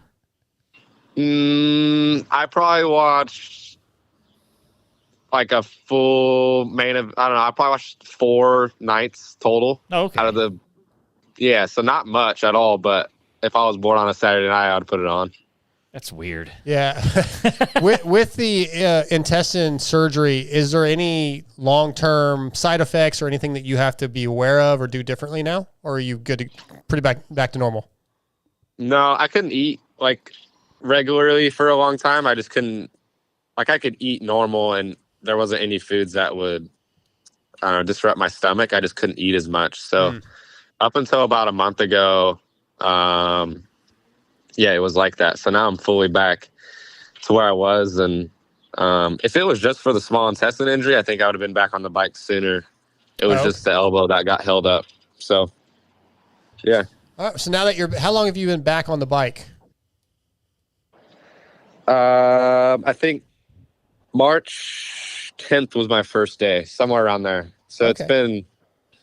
it's been 2 months and some change. Yeah, so you're race ready, man. You're ready to go. Which I guess we saw you line up at the Stopwatch Nationals, and I definitely want to ask about that situation. But all right, I got one more, and then I'm gonna hand it over to these guys. But what are your expectations going into this outdoor season? As I said, I talked to you and a lot of the rookies before Supercross, and you kind of said, hey, no expectations. That helps with a little less pressure. You kind of said you'd wish you could go back to the previous year and tell yourself that. So same mentality going into outdoors? Yeah, I just want to, the same thing. I feel like the same mindset I had for Supercross, just I think it worked well. And, but I want to be right back where I was. And I think I have a head start on these guys on outdoors. I've had some long test days, and I think my fitness is far better than what it was last year. So yeah, I think I have a little bit of a head start. The only thing I don't have is gate drops, but that'll come. And last weekend I got 2 gate drops, and I feel like I haven't missed a beat. And, but yeah, I think no real expectations, just go out there and be in the fight. And if I'm in the fight up front, I don't think I have a problem with finishing where I start. Okay. I like that. Yeah. What, with the time that you did have off, you know, you just mentioned that you've had a little more preparation for outdoors because of the way things worked out. Do you think that you're going to be kind of firing on all cylinders round 1, or how many rounds do you think you need before you'll be back to race rhythm, race pace, and all that, and have that kind of racecraft going? Yeah, I mean, my goal was to fire off ready at round 1 and to be all cylinders on, but I think to leave the West Coast somewhere top 5 in points is my goal. Like, to leave Colorado somewhere around there. So to be ready once East comes around, that's I think we'll be in a good spot. Yeah, so take these first 3 of West Coast rounds to just get back in it, and yeah. Yeah, and I think we were talking about this earlier, key for the 450 and 250 class is consistency. If you look at results over the last few years, you got to kind of stay in that top, let's say 5, 6 every week and build from that at least. But if you have a bad moto, like outside the top 10, it's really tough to finish strong. Yeah, it is. And outdoors, if it's all off momentum. Like if you have 2 good rounds or 1 good round, it can take you through the rest of the season, or it could go the other way. Like one bad race could put you in a hole. And I kind of dealt with that last year. Yeah, and I think the last 2 years you finished 23 and 24, if I'm not mistaken. You finished 10th overall in the series. So I would like one of your goals to beat that. Yeah, for sure. Yeah, we got to do better than 10th, Ryder D. I want to see some podiums. I want to see a moto win out of you. Like, that's what I'm looking for. I know you want all that too, but I'm really excited for this season to kick off. Though it's just there's a lot of fast guys, and I think it's going to be a lot of fun to watch this season. Yeah, I feel like everybody's healthy. Yeah, like for the most part, somewhat, you know. Yeah, I think we talked to Pierce, and I don't remember where Pierce was at. Like, he's not back for the first round, I don't think. No, he's going to be a little bit. Think so I think Pierce is the one guy that, again, I really want to see good things out of Pierce. I have high expectations for him, but it's going to be a late start for him. But other than that, yeah, so pretty much everybody's healthy. It's going to be a brawl this weekend. So, like, I hope you are ready. Yeah, we're ready. Let's talk about the stopwatch nationals, man. What happened with the barricade? What, did we just lose the rear brake? Yeah. So, first start, because there's a restart, I came around down Talladega second, went into the second corner, washed the front end. I'm like, great. You know, like, first race back. But yeah, and then they restarted it, and another great start, got into like third, and then there was like this triple into a right-hander, and you had to land on the brakes pretty hard. Well, I just landed on the rear brake like normal, and it completely like sheared off, like it just snapped, like no rear brake pedal at all. So I don't know, I tried to stop the best I can, and without crashing hard myself, and yeah, I had no option, dude. It was just all straight. Yeah. Like, I don't want to put you in a position where Gas Cascade will get upset with you, but this is a separate issue than what Barsh has been having, right? Yeah, so I think I just landed on the rear brake pedal a little harder than normal, and maybe it just bound up and it broke. Yeah. But yeah, it was scary, and I'm glad that little girl's okay. She came up to me after the race, and she had the slightest cut on the side of her face, which I'm glad. But yeah, that was scary. Yeah, for sure. I just saw the video where, I guess it was from the barricade side with you coming Indo and in. I was like, oh shit. But the event as a whole, that's got to be a big positive to have a gate drop like that right before a national, kind of see where you're at, see where your heart rate is. And yeah, just because practicing at the practice track just doesn't do the same thing. No, not at all. And yeah, I mean, it was great for me because I haven't raced all year, but yeah, for guys like Juju and the guys I've been racing, like, I think I would have enjoyed a weekend off, but yeah, yeah, it's great. And I think everybody should do it. Like, I've always been a fan of racing, and it always helps, but I grew up racing every weekend as an amateur. So, I might look at it a little different than other people. But yeah, I think it's great. And the money that they threw up, like Colt Nichols walked away with like a total of $20,000 on the weekend. And for guys like him, I think that's awesome. Yeah, I'd like to, TJ, I'd like to have an extra $20,000. I just need, You get free bike. Shut up. I just need a job right now. So does Ryder. Yeah, well, yeah, but yeah. But they, so you talked about that. Actually, I was going to bring that up about racing every weekend. And you were, even when you were on 50s, your parents, you were always at the races. How, like, when you're out there training with other guys who didn't grow up that way, they only did the big races and that was it. They weren't racing every weekend. Do you see a difference in the mentality? Yeah, I think always having that race aggression and the race intensity, like bringing that from the weekend into the practice midweek, I think it helps, because I feel like if you do not race and you just practice all the time, you kind of get stuck in like this comfy speed. Like, I don't know, you just don't have that intensity. So, yeah, I feel like maybe that's a little bit of what I'm lacking going into this season, just not getting the gate drop. But I feel like we've prepared the best we can. Ryder, when it comes to your competitors and the people you race against, do you have like a rivalry or beef or anything with any of the guys that you ride with? And who do you look forward to battling this season? Who do you like to beat, or who, if you do get beat by, you're like kind of like it really sticks in your craw a little bit more than any other ones? I don't know. Like, I don't think I could point a finger at just one rider. Obviously, all of them I want to beat, and I think the one person the whole class wants to beat is Deegs. So, yeah, I would like to get my best run at shutting them up. Okay. I think that's fairly universal. So, fair. Yeah, so I don't have a whole lot else for you. Like, you kind of answered everything I wanted. I do want to ask about what you know about your future. There's a lot of questions with what's going to happen with the Austrian brands. Do you have talks? I know you can't really tell us a lot, but have talks begun for 26? Yeah, talks have began for sure. That's really the only thing that I could say at this time. But yeah, talks have began for the next 2 years, and yeah, I'm stoked with whatever, you know. Yeah, you're in a positive place, you feel like. Yeah. I dig that because I mean for a long time. I mean, I think we first met in 17 or so, and man, I'm a big supporter of yours, and I want to see you do well. So I'm looking for. I like the idea of just being consistent and not having super high expectations and just going out there and building. So I really like that idea. I think we're going to see some strong finishes out of you, and dude, I can't wait, man. I'm really excited about outdoor starting in a few days. Yeah, and I think if you come back to me mid-season this year, I'll have expectations. But sure, right now it's pretty mellow.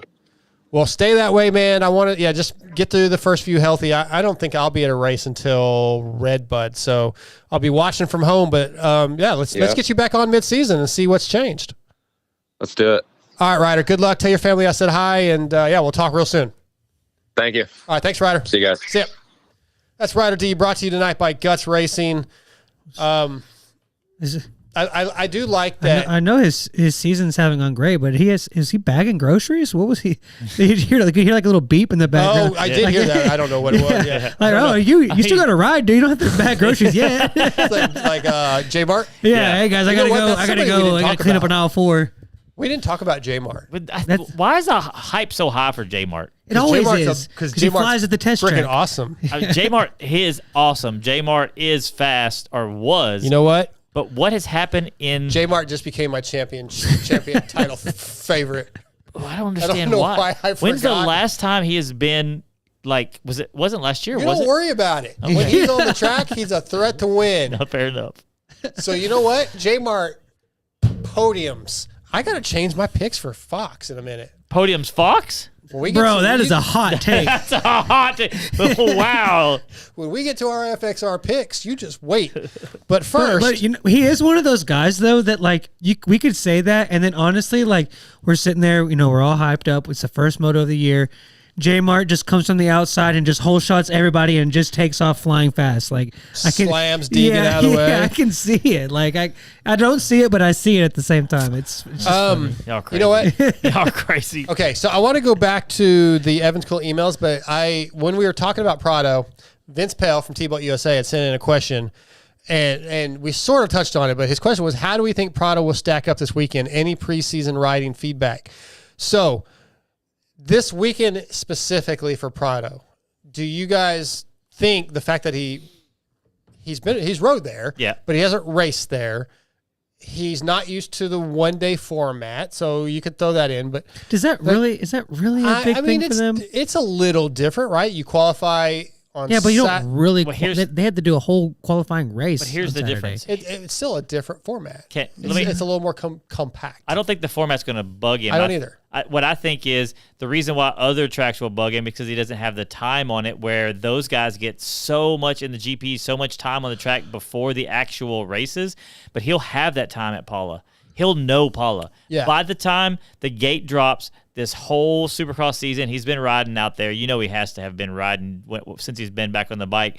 He'll be. I think he's been riding at club, so I know he's been riding at club. So I don't know how much time he has on at Paula. He's had to have ridden Paula a couple of times. That's what I meant. Like not he rode every it a couple week. times. Yes. So he knows the layout. He knows Paula. Well, it's different now too. They changed the track completely. Never mind. I'm going to shut up. Yeah. Sorry. Like that. You're that big an idiot. Yeah. I'm an idiot. well, no. I mean, not everybody knows that, but like I know they've changed the layout, like that big I triple understand step that, but up what they I'm took out. getting at, he knows the dirt. He knows the track. If he goes to, I don't know, like Washougal, he's not going to have any time at Washougal except for just that morning practice and then the races. Paula, he's going to have some comfort level there. So I don't think that's going to be a big factor. Yeah, I think a guy that's a 4-time world champion, 2 in each class, I think he knows what he's doing. Yeah. He's used to racing a series that goes from country to country. Yeah. Some tracks are shit, some tracks are sand, some tracks So he's used to Paula. Yeah, I don't think Prado is going to have any issues. Yeah, I think he's going to be fine. Top 4. I do not like but Paula. I think because of his where he's come from and the accolades that he has had, it's kind of funny how it's boom or bust. I think a little bit. No, you don't think so? That. No, not so. boom or So if bust. he's just getting 7ths every week, you're okay with that? I don't know that he will, but I think he'll be. I think he's fine. He's contracted for like what I think a 3-year deal. So if he comes out in Paula this weekend and goes 5.5, you're good with that? Yeah, 5.5's fine. I think that everybody kind of expects more out of that. I definitely expect more. There's no way I see him off the podium this weekend. Even with Chase, Jet, He picked Eli. him for the championship. No, he will be on the podium this Okay, weekend. I got him 4th, but that's our answer, Vince. Okay, let's go back real quick to Evan's cool emails because we did get an email from Tim West. First time listener, long time emailer. That's clever. I raced local off-road races here in Northwest Illinois. During the 3rd race of my local series, I washed the front end while standing during the opening lap of the race. This caused me to roll to my right side and land on my arm, cracking a few ribs. The latest rib injury has caused me to miss at least 1 race so far and is still lingering. There weren't many reviews that I could find for dirt bike specific rib protection options when I asked Uncle Google. Best I could find was between the Alpine Stars A10 V2 chest protector and a Liat 5.5 body protector. I was wondering if you or anyone on the panel has any advice on the best chest protectors for rib protection or have used any such system. I just turned 44 and I'm trying to keep my wife's calls for me to sell the bike to a minimum. Appreciate the show and all the content you guys provide. So, right off the bat, the two that you mentioned, the V10 and the 5.5 from Liat, those are like more of a full body, like they're a hard shell protector. Go ahead. That kind of wrap around your ribs. And in my opinion, those are probably the 2 best for what you're looking for. I'm big into rib protection because I've broken ribs quite a few times. And I have that V10. I take the shoulder pieces off. So I just have the straps over the top, the front and rear clamshell. And what I like about that one is the actual rib protectors are like, they actually have the same pad. It's not just a piece of plastic there on the V10. It actually has the foam inside, like the absorbent Heavy padding. that heavy padding there, and it's not connected to the front or the back as far as like rigidly. Oh yeah, It's connected via the strap, so it moves with you. Okay. And I actually took a shot to the ribs this weekend.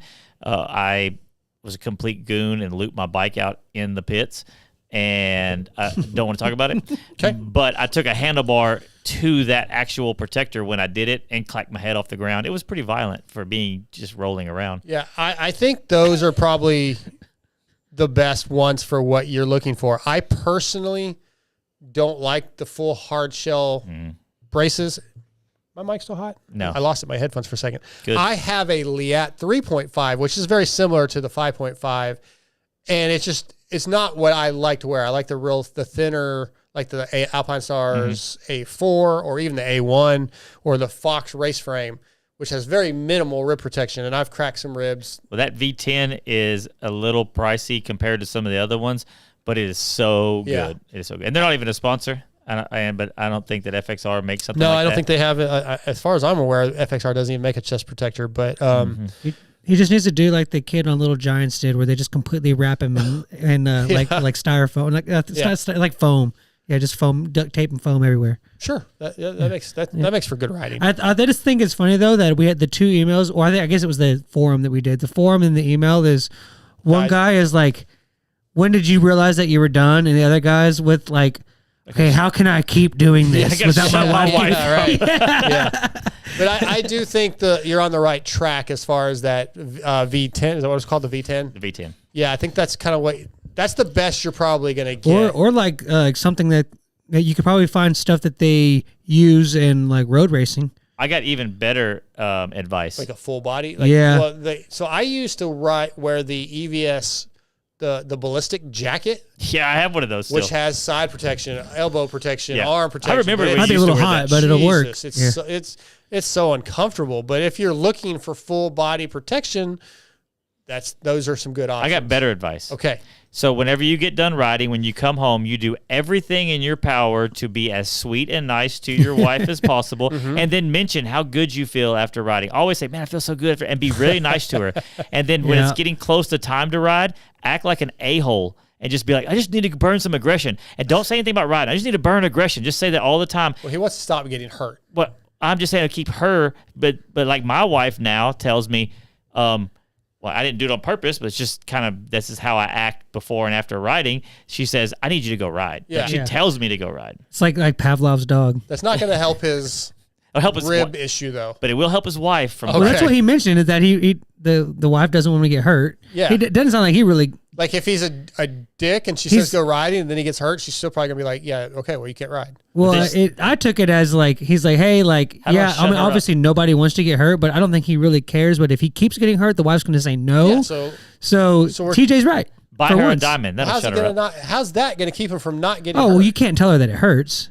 Oh, just pretend you're not hurt. Yeah. Yeah. Even when you yeah. make Oh, I noise. feel great. Yeah. Okay, good luck with that, Tim. Good luck with that, Tim. Yeah, you're right though. Be nice afterwards. That is a good That's what I do. strategy. 100%. I did that. Yeah. I didn't mean to. It's just because I get really upset when I can't ride. Yeah, I do too. Yeah. Pro X is rooted in racing from motocross to off-road and supporting teams such as Ampro, Yamaha, Pro Circuit, Kawasaki, and SLR Honda. They have been supplying quality components for almost 50 years, from complex jobs like an engine rebuild to simple maintenance, including filters, chains, and sprockets. Pro X aims to bridge the gap between OE quality and affordability. You can find Pro X at your local dealer or visit pro-x.com and search for your parts for your bike. No Pro X Vital MX Fantasy recap this week because there was no race. But next week we'll be back to Fantasy. Let's do the T-Bolt. It's going to be a little. top. It's going to be a little more interesting Five. to make your picks because of the two motos. Because is it going to go off of overalls? Overalls. Yeah, that ought to be. That'll make it a little more interesting. Okay, before we do the T-Bolt USA top 5, again, Vince Pale, owner of T-Bolt USA, wants to do a giveaway. So thanks to Vince for that. Vince is awesome. He genuinely Here- is a super fan, and he's awesome. Yeah, here are the giveaway. This is for pit bike. If you have pit bikes, he's going to give away a set of Pro Taper XR50 bars. Oh, wow. Those You are have expensive. to be in the US to win this. Or a set of Pro Taper KLX 110 bars. Wow. Also have to be in the USA. Or a $100 gift card to tboltusa.com, which is worldwide. Pick the bars. That's a better deal. Now, what you have to do, though, is go to tboltusa.com and you have to sign up and have an account. It makes it easier for him. Yeah. So it's a better for keeping track. So go to T-Bolt USA if you're a pit bike or you have a pit bike and you want to get involved with this, tboltusa.com, sign up, create an account, and he's going to do a giveaway. We didn't talk about how we're going to give that away. Vince, that's probably on me. We probably should have come up with a way to give that away. Next week. Well, no, I think actually if you go register. Send in a top 5. I should have asked this, but hang on. Send in Well, let's do that. Let's get the top 5 going, and I'll Yeah. look at our text because I think he might have told me in a text. T-Bolt USA top 5. If you're a pit bike enthusiast and love shredding around on a CRF 110, KLX 110, or whatever you have, you need tboltusa.com bookmarked on your web browser. T-Bolt USA is a pit bike supply site that has everything you need for your pit bike. You can find handlebar kits featuring BBR and Pro Taper bars, D&M shocks, and even full bikes from YCF, Pitster Pro, and Piranha. T-Bolt USA has it all. They even have the stuff for the Chinese bikes that are so difficult to find. So visit tboltusa.com. Tonight's T-Bolt USA top 5. Top 5 favorite things about outdoors or / favorite memory from an outdoor. Scotty, you go first. Let me look at this text from Vince and see if we have a way we're doing this contest. The first one is like the optics of it, like the visual optics, some of the camera angles they get. Especially, I know y'all hate on me for how much I love Washougal, but like watching them come up Horsepower Hill and just being outside. I mean, it's an outdoor sport. Like, yes, Supercross is great with the lighting and everything, but just sometimes the angles and stuff that they're able to get and the fact that it's outdoors, I love that. I love the fact that it is 2 motos. Like, you can be great in one moto, but in the second moto, if you don't pull it together, then it's like it doesn't mean anything. Yeah. So I like the fact that there's 2 motos. I also like the fact that they're longer, so we get more racing, and it's a true, like, you can just tell at the end, like, they're just so spent, and they've really given it their all. It's more about kind of just laying it all out on the line rather than it is who's the most technical guy. So I like that aspect a lot. And then as far as the memories go, 2022 was great because of those Sexton and Eli battles. And the reason I say that is because I really want that to happen again with Jet there now too. This is going to be our last chance to see that. So that's what I like, is just seeing the championship battles and just guys racing in with each other each and every week. Like, that just makes me want, like, when someone's winning by 10 seconds every week, like, that's not as fun. Right. Yeah, I agree. The championship battles. And then the last one is just with a memory would be Poto and Dungey just racing every weekend too. It's kind of the same thing. Okay. TJ? For the T-Boat USA giveaway, he didn't give me a contest rule or whatever. Let's hit our email up, motoxpodshow@gmail.com, and send us a picture of your pit bikes. Oh, that's awesome. Let's do a picture of your pit bikes, and then we'll pick a winner from that in 1 week before the next show.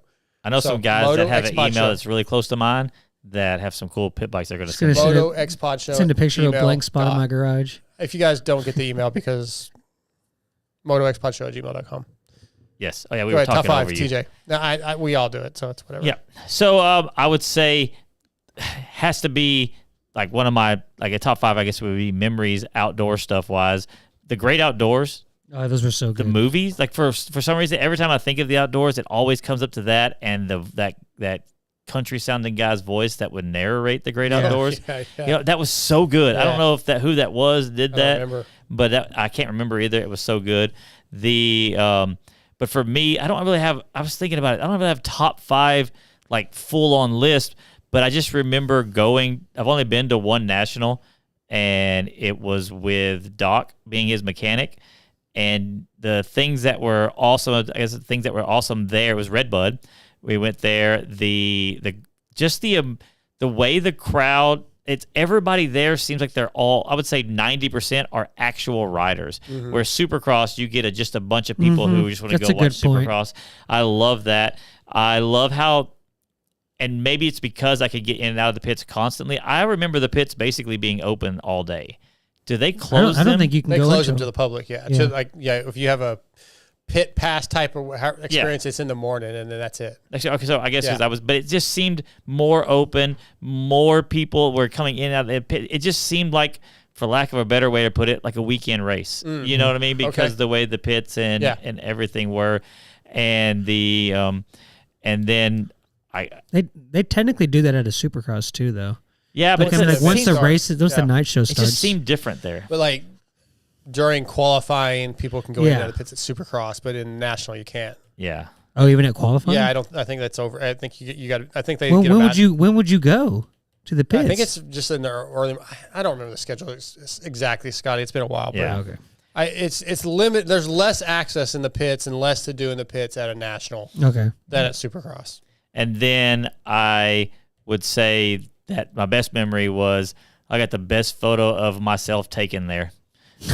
Okay. Alrighty. I got a photo in my phone of me like washing Doc's bike, and to me, it's like my favorite photo of myself. I know it sounds really dumb to say. No, I mean, actually, when you said it that way, that makes it a little more. Yeah, someone took a photo of me, and I was thought like, you're just like standing there going, "Cheese." No, I was just watching. It was just such a cool photo. Yeah, okay. And his bike was just freaking like. It was early in the morning. It was before. I was wiping it down, getting it ready for qualifying, getting all that kind of stuff. And it was just I don't know why. It's a cool memory. It's a really cool memory. Yep. All right. My list is the brutality, toughness of the sport itself, kind of like what Scotty was saying. The tracks are all unique, whereas in Supercross, you know you're going to have this pretty much the same sort of obstacles where every national track's different. Most of them have their own, like Little Rocco's Leap or the Gravity Cavity or whatever. There's these special things that each one. So that's 2. 2 moto scores. I like that, which you kind of said.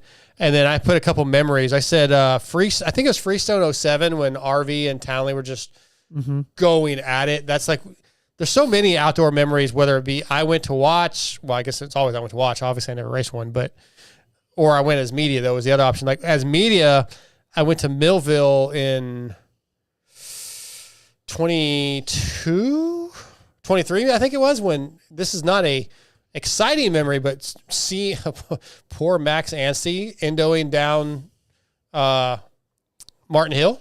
It was scary as shit, but I was there for that. Chase was there for that shooting, and the fact that Max didn't die that day, that was just nasty. Like, it stands out as a memory. It wasn't necessarily a good memory. It's just a memory. A memory, That made me think of one where that we kind of forget about. Well, when I think it was Sexton that at Millville that scrubbed into Cooper Webb, and Cooper Webb almost like he went off the track like that. That was optically just like crazy. Right. Yeah, I mean, I don't know. That just made me think. You could say like Chad Reed and the Catapult, right? Or Like all that when Catapult. Dungey at Southwick was almost didn't make the race. He came hauling ass down the hill with that was the race had already started, but it ended completed he still the got lap. like 6 or something that like was nuts. But like I kind of went with more races I was at, and those were mine. So that's what I got. MotoXpodShow@gmail.com. We'd love to hear yours. That is a pretty good picture. Barnett clutches, pick one. Wow, look at that long hair. What a loser. Yeah, what a loser. Barnett who Dirt would ever Digger do clutch that? kits have 75 years of experience behind every kit, engineered for maximum performance. Dirt Digger clutch kits feature friction materials formulated exclusively for Barnett. Get yours at barnettclutches.com and get 10% off with code VITALMX, all caps. The Barnett clutches pick one this week is if you were a pro and you have the option, and TJ modified this question a little bit for the better. If you had the option of like racing in the 90s-ish box style era, but making really, really good money, that was your edit, because I didn't have the money option, Which doesn't versus make sense, but yes. racing now in a semi and making not as good of money. But you're flying to the races, but the box fan day is like, you might be riding across the country with your mechanic sometimes. Yeah. Like, which one would you pick? Now, I want to preface this. I didn't put money in it because I thought, well, I still might take box fan days just because the stories would be cool, like when you think about the stories of the 90s. But I like TJ's better. So, TJ, you go first. I fly in. So for less money and for less money because you can train during the week. Yeah. Because I just think, and you know me, I love road trips and I love that stuff. And it's you're laughing, both of y'all, because you're kind of shocked that I would pick that. Yeah, because after you added the money to it. But I would take less money to, like, as far as like a pay. About, for the better training, for all that kind of stuff. But only because I've seen how big of a difference that makes for guys. I guess it kind of, for me, depends on like what kind of rider I am. Am I going to races like where the expectations are me to maybe get like top 5, top 10? Then if that's the case, then I'll take the box fan, because like that's because I'm a vibes guy, and that would be like a lot more cool with the road trips and the nostalgia and the buddies with your mechanic. Especially maybe age has a lot to do with it. I know I get in trouble for having age. That. No, I was like just if I'm in my that. early 20s, give me the box van. If I'm in my late 20s, early 30s, give me the factory ride with a little less money, but I'm flying to the races and stuff. Now, if I'm like a championship guy, like I'm supposed to win, I want to be I want to have, you can even give me less salary, have my bonuses be higher, fly me to the races, pamper me, make sure that I'm winning championship ready. Yeah. I do think, I was just thinking before you said that, like age, relationship status kind of makes a difference, right? I'm like, single and 20. Let's get in the box van and go. Jump in a box van. Let's go across the country. Let's find some random track beside the road and go ride, throw some laps down during the week, and we'll have a lot of cool stories. I want to say, you got to think about guys like who have promoted that idea. Like we just use Steve because he talked about in the box van and other racers. I think that it's just the nostalgia idea of it, because we have traveled across the country for a year and a half, or like the whole time we did the amateur national stuff. It's not everything. There's not tracks on the side of the road. I'm taking box van right now. It's terrible. I'm taking box van. MotoXpod@gmail.com. Let us know what you think. You could also even say that, like, you wouldn't really, unless you did the box van days, you wouldn't ever really truly appreciate getting flown to the race. Maybe so. Yeah. That's true. Like, you wouldn't think, you wouldn't be that big of a deal unless you did the box van days, and then you like kind of got to have both. Right. ETS Racing Fuels was forged from the heat of competition nearly 30 years ago, developing purpose-engineered fuel for high-profile teams in highly competitive series. We have been the power behind many podium wins ever since. Teams using ETS Racing Fuels have won more than 50 national and world champion titles, and we continue to forge new alliances and partnerships across motorsports. ETSRacingFuels.com to find a local distributor. Teams such as Factory KTM, Factory HRC Honda, Rockstar Husqvarna, many teams in the privateer paddock, Stan Benson Racing, Solitaire Racing, Next Level Honda, all trust ETS Racing Fuels. We're going to get a Turd's Take back on here in the next couple weeks, so we'll have another one of those from ETS. Let's close this thing out with the FXR picks for Fox Raceway. FXR is designed by racers for racers with industry-leading fit, finish, and performance. Progression is the name of the game with every new piece created. At FXR, we push our brand to the next level to provide you with the best products possible.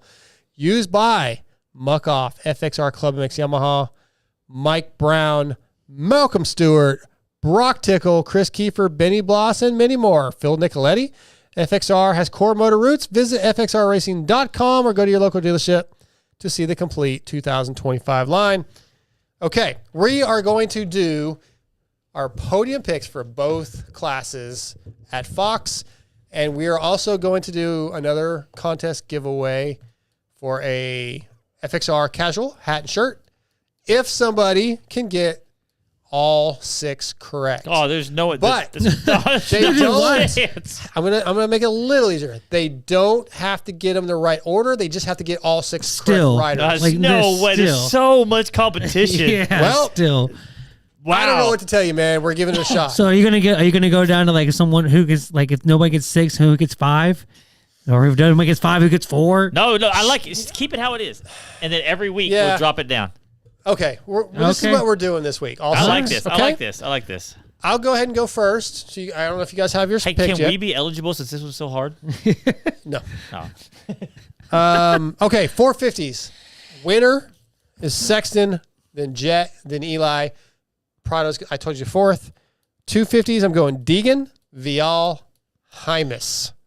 TJ, what you got? I'm going to say the winner will be Jet, then Prado and Sexton. And I don't think it'll be like every moto that way. Some kind of mix will cause that. Okay. And then the 250 will be Deegs, Kitchen, Hymas. Scotty? All right, I'm going to go... Oh, so tough. I'm going to go... Not like he had all week to think about it. I'm going to go Sexton, Jet, AP. Wow. Okay. And then for 250s, I'm going to go Kitchen. I like it. Deegs. And then, what's a wild card? I called J-Mart. Haymaker. All right. I like it. I should take one of them out, put J-Mart in, but no, come on. I can't. You don't think it'll be on the podium? No, I can't do it. Oh, not ready. I'm with you on that. I also agree. We did get an email a minute ago. Let's see if we can get into this. Justin Cooper discussion. Dan Johnson just sent this in. With this year's 450 MX lineup, a 5th or 6th place for the season is more impressive than the 4th place he got last year. What you think? So I don't know if he's listening, if he heard us talking about that. I would say.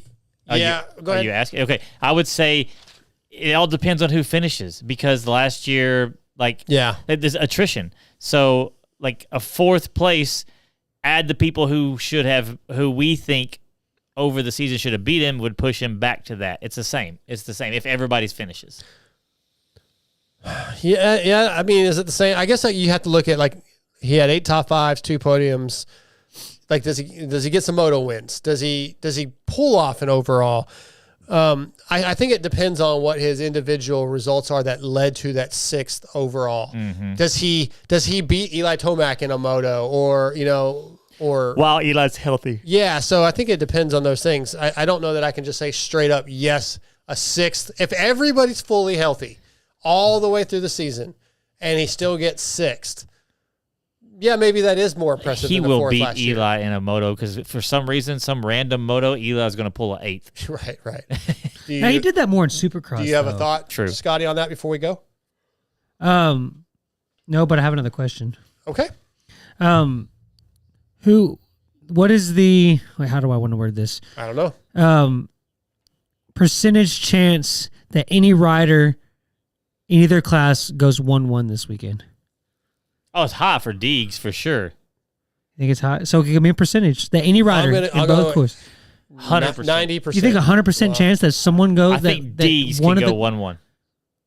Okay. I mean, Deegs definitely can go 1-1, but does he go 1-1 is the... Yes. Okay. So you think 100% I'm going to say chance 90% chance. that someone goes 1-1? Yeah, I mean, for sure, Deegan's super high. Probably high. higher than Well, 90. I know, but I mean... And then I'll say I'm going to go Chase is super high in 1-1 also. Well, wow, 90% that both of them, both Well, classes. I don't know. I'd go 90 on Chase. I'd go more like I was thinking 80. I was thinking more of an overall was going to come from a 2-1. Maybe. I mean, it certainly That's could. the 450. I was thinking that something like somebody who doesn't win a moto, That's like why a it's 3 not or even 800. a 3-1. a 3-2. Yeah. and the 450, but So not the I was 250. I was thinking more of 45-50% chance that someone goes either one goes 1-1. I know Deegs is a Southern yeah, California but that's kid. how he won all those overalls last year. He was 1-2, 2-1. That may be 3. true, but it's another year. He come off a Supercross season where he was able to chill at the end. Yeah, fair enough. What was that noise? He was making fun of you. You said he. Oh. Yeah. I heard that. And I was All right, are we done? Yeah, I guess so. I feel like there was another topic you wanted to talk about, but I don't care anymore. yeah, What was okay. Yeah, we'll skip it for now. All right, I want to thank you two dummies. I want to thank our listeners, our viewers. Like You're and welcome. subscribe. Like and subscribe. Appreciate everybody. We want to thank Ryder Send DiFranceso, emails. Phil Nicoletti. Yeah, that was one of the topics. Send us the emails of why you don't send emails.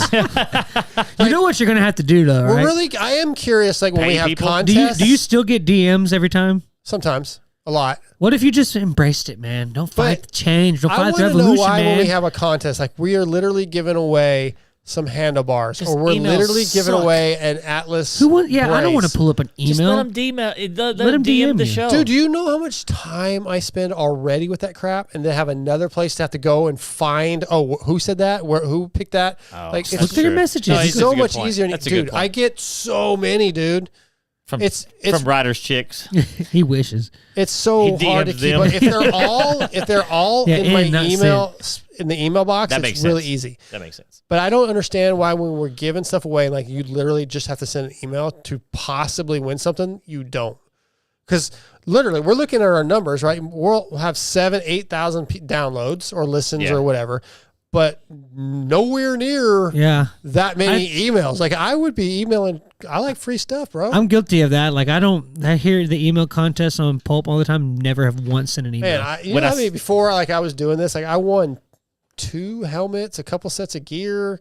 I won a lot. I just of don't stuff. ever think, because when I'm listening to this stuff, I'm driving or doing something. I never stop what I'm doing to do A that. lot of I was YouTubers doing that I better. watch do giveaways, Yeah. and I always go to the website to see how to enter without buying stuff because Yeah, they usually have you're gonna have to buy something. no, they because of the way the laws are around giveaways.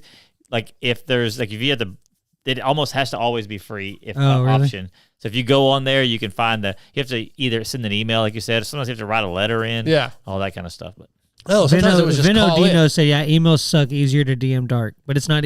But see, man, you make I'm it not taking easier. DM You make it contest easier for entries you. anymore. It's not about you, man. It's about the consumer. I know Yes, you like. I'm I not know taking you. any DM contest. I know you like entries anymore. snakes and Good. sparklers, man, but not everybody likes snakes and sparklers. You What embrace is your snakes and sparklers? It's from Joe Joe Dirt. Dirt? He Oh. the guy who didn't have a successful fireworks stand because he only sold snakes and sparklers. I don't pure know. confusion on your face. Yeah. Okay. So he started selling other stuff and then made a whole chain of fireworks stands. I want to thank Phil Nicoletti and Ryder DiFranceso, and I want to thank our presenting help. sponsors, Race Tech and Yamaha Motor USA. I also want to thank X Brand Goggles, Evans Coolant, Guts Racing, T-Bolt USA, Barnett Clutches, ETS Racing Fuels, FXR, and Pro X for being a part of the show. We'll be back next week with an even better show They without say TJ. they say it's because they don't want to wait 4 years for their prizes. Bro. Then don't enter if you live in Australia. I don't know what to tell you. These are all U.S.-based contests. All right. We're out. We'll be back next week with Chase and Scotty. We're out.